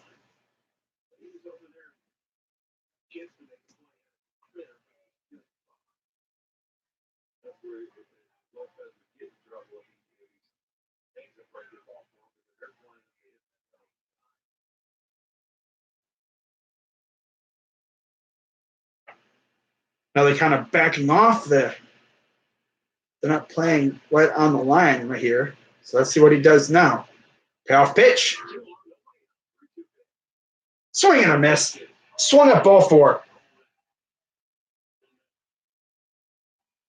Goes up to bunt. Doesn't do anything. That was a ball four, and he swung it way out of. I mean, that pitch was way out of the zone. Completely probably confused him there. Totally just duped him. He was thinking one pitch, and he just threw a completely different one.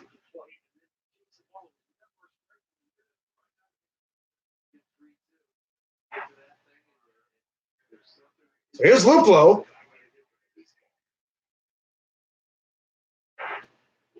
Fouls the first pitch. 1 out. 9 homers, 24 RBIs. 8 of those homers coming against lefties. No one hit a homer for us. No. Soler and Soler hit a homer for them. I think they had another one too. Mondesi, I think. I'm pretty sure. But here's the 0-1 to Luplo. Fly ball, but not deep enough. And Ramirez will tag and go to third. Your name's not Fernando Tatis, so you're not going to go to home.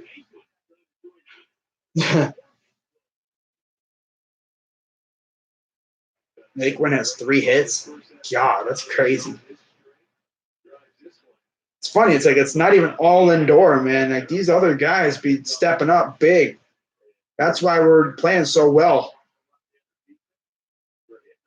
Bottom of the orders, stepping up. Wish Bradley would start hitting the ball better, though. I mean, he's getting productive outs most of the time. He does strike out a lot, like we were warned. I mean, they said, oh, yeah, he strikes out a lot. Well, hopefully, we can start, averaging it out with some homers. I mean, as long as he gets a hit every now and then, I'm fine.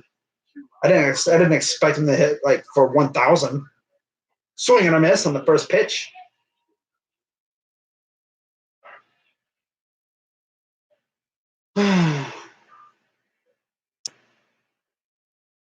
I just hope he didn't use up all his home run juice in the minors. That's the thing, though. You keep him in the minors for so freaking long, and he's been pretty good. It's like you face his major league pitching, and he's like, oh, I don't know what to do. 4 for 18 with runners in scoring position tonight. Fly ball. This one is on against the wall. Now one will score. Ramirez will score. And he's out at home. Bowers tried to tried to take home, but got gunned down. Wow. Well, he was that close. I thought but you're going against Mondesi. perfect throw too. Yeah, he's out. He's out by a little while, but we head to the middle of the ninth. But at least we had another run.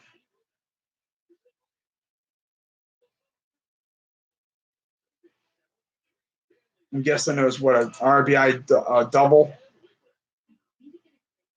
Being he didn't get the out, he wasn't the out. I mean, dang man, he scores there. Talk about being aggressive. So a 4-run lead again. We built it up back to a 4-run lead. That's good. And we got the 9-1-2 hitters coming up. Yep. Okay, they called it a double. All right, good. 9-5, Indians.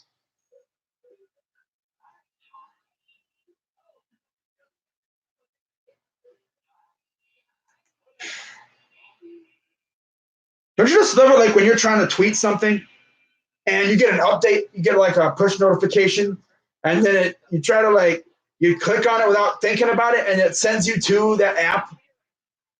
It's like, oh wow. Oakland just cut the lead to 3-2, bottom 4. So that's the thing about Oakland, man. They got a very good team. I wish they had a better ballpark though. As Olsen homered, this dude just freaking 2-run jack from Matt Olson. Wow. Ramon Laureano walked. Canna the second. You have Robbie Grossman at the plate against Jago Drizzy.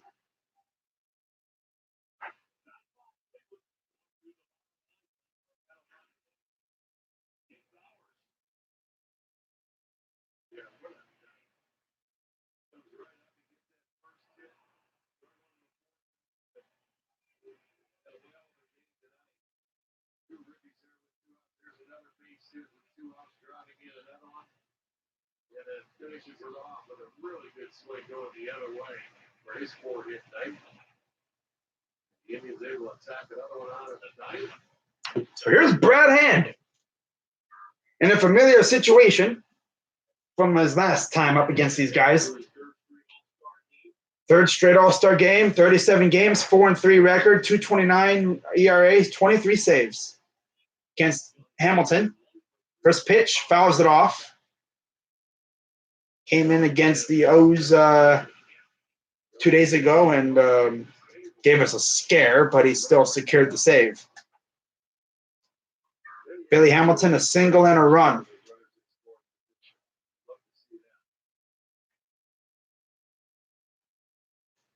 Here's the 0-1. Ball.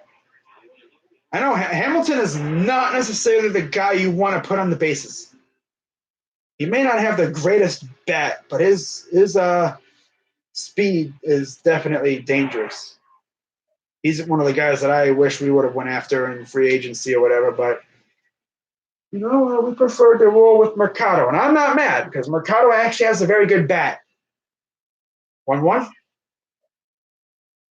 And of course, we started the season off with Leonis Martin, who we found out later was a freaking bum. So I'm glad we got Mercado. He's probably going to be our center fielder for a very long time, and I love it. Can't wait to see the kid grow and mature and just get more freaking ripped. Here's the 2-1. Popped him up. And Ramirez makes the catch. What the heck are you doing, Prez? He threw his mask almost in front of Ramirez. I was waiting for Ramirez to trip on it.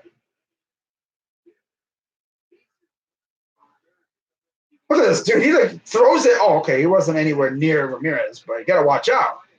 Watch out for the mask.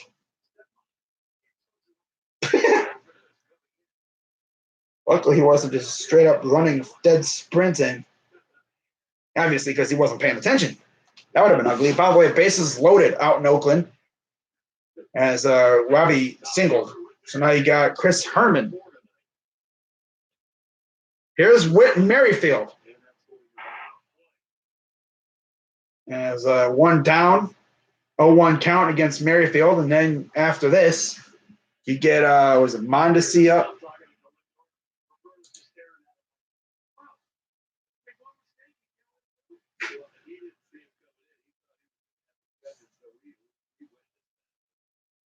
I'd be like, man, they're gonna rip him for that.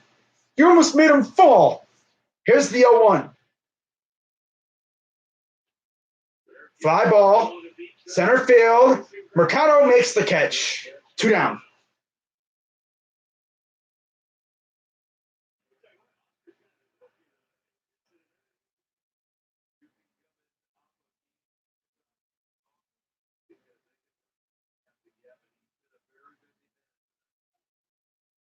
Luckily, he's been making some big plays.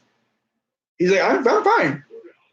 Probably going to go in there and probably ice up a little bit, relax. Probably go home and pass out. Go to the hotel, I should say, and pass out for the night. But, and there's a swing and a miss for Mondesi. You're low-key like, man, hand, come on, man. I'm freaking wore out, bro. Just strike these guys out. But he's getting a workout out there in center field. These large outfields, he's going to definitely learn how to play these outfields. He'll get his work in. Swing and a miss. Strike 2.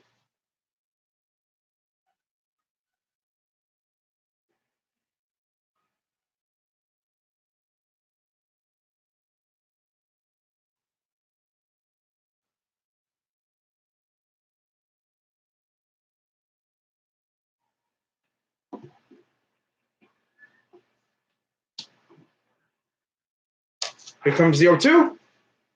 Swing and a miss. He struck him out. So that's going to do it for this one. The Indians win after they survive a scary inning. And, they get this win, 9-5 against Kansas City. And meanwhile, oh, wow. Oakland's up 6-3 now, so that is fantastic to hear.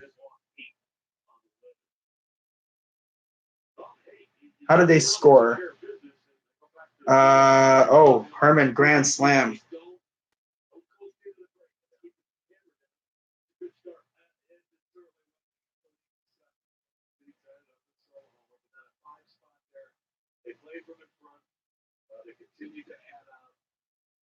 So 6-3 Oakland now, bottom 4.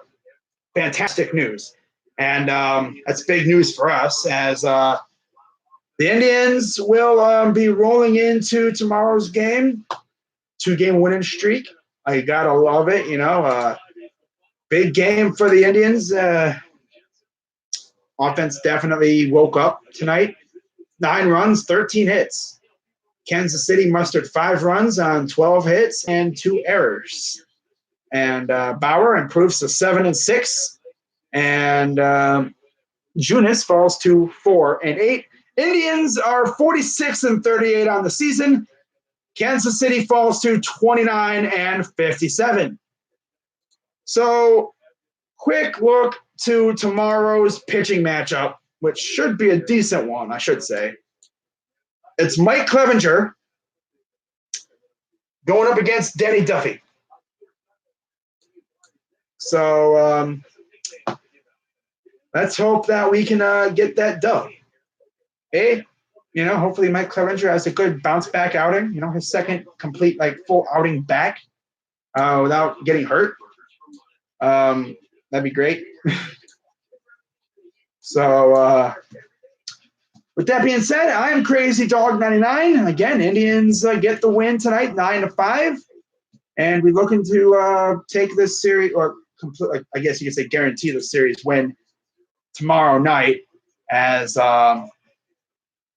should be a good one. It should be a good one. Clevinger and Duffy. That's going to be a tough one because got a lefty on the mound. I expect Luke Lowe to be starting in the power spot. Cleanup spot. So we'll see what Tito comes up with. I'm sure he's got a plan. I'm pretty sure we'll see Loplo tomorrow. But that's going to wrap it up for this one.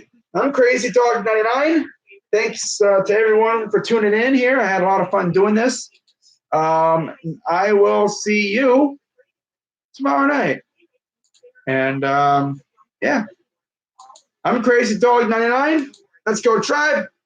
And I'm out.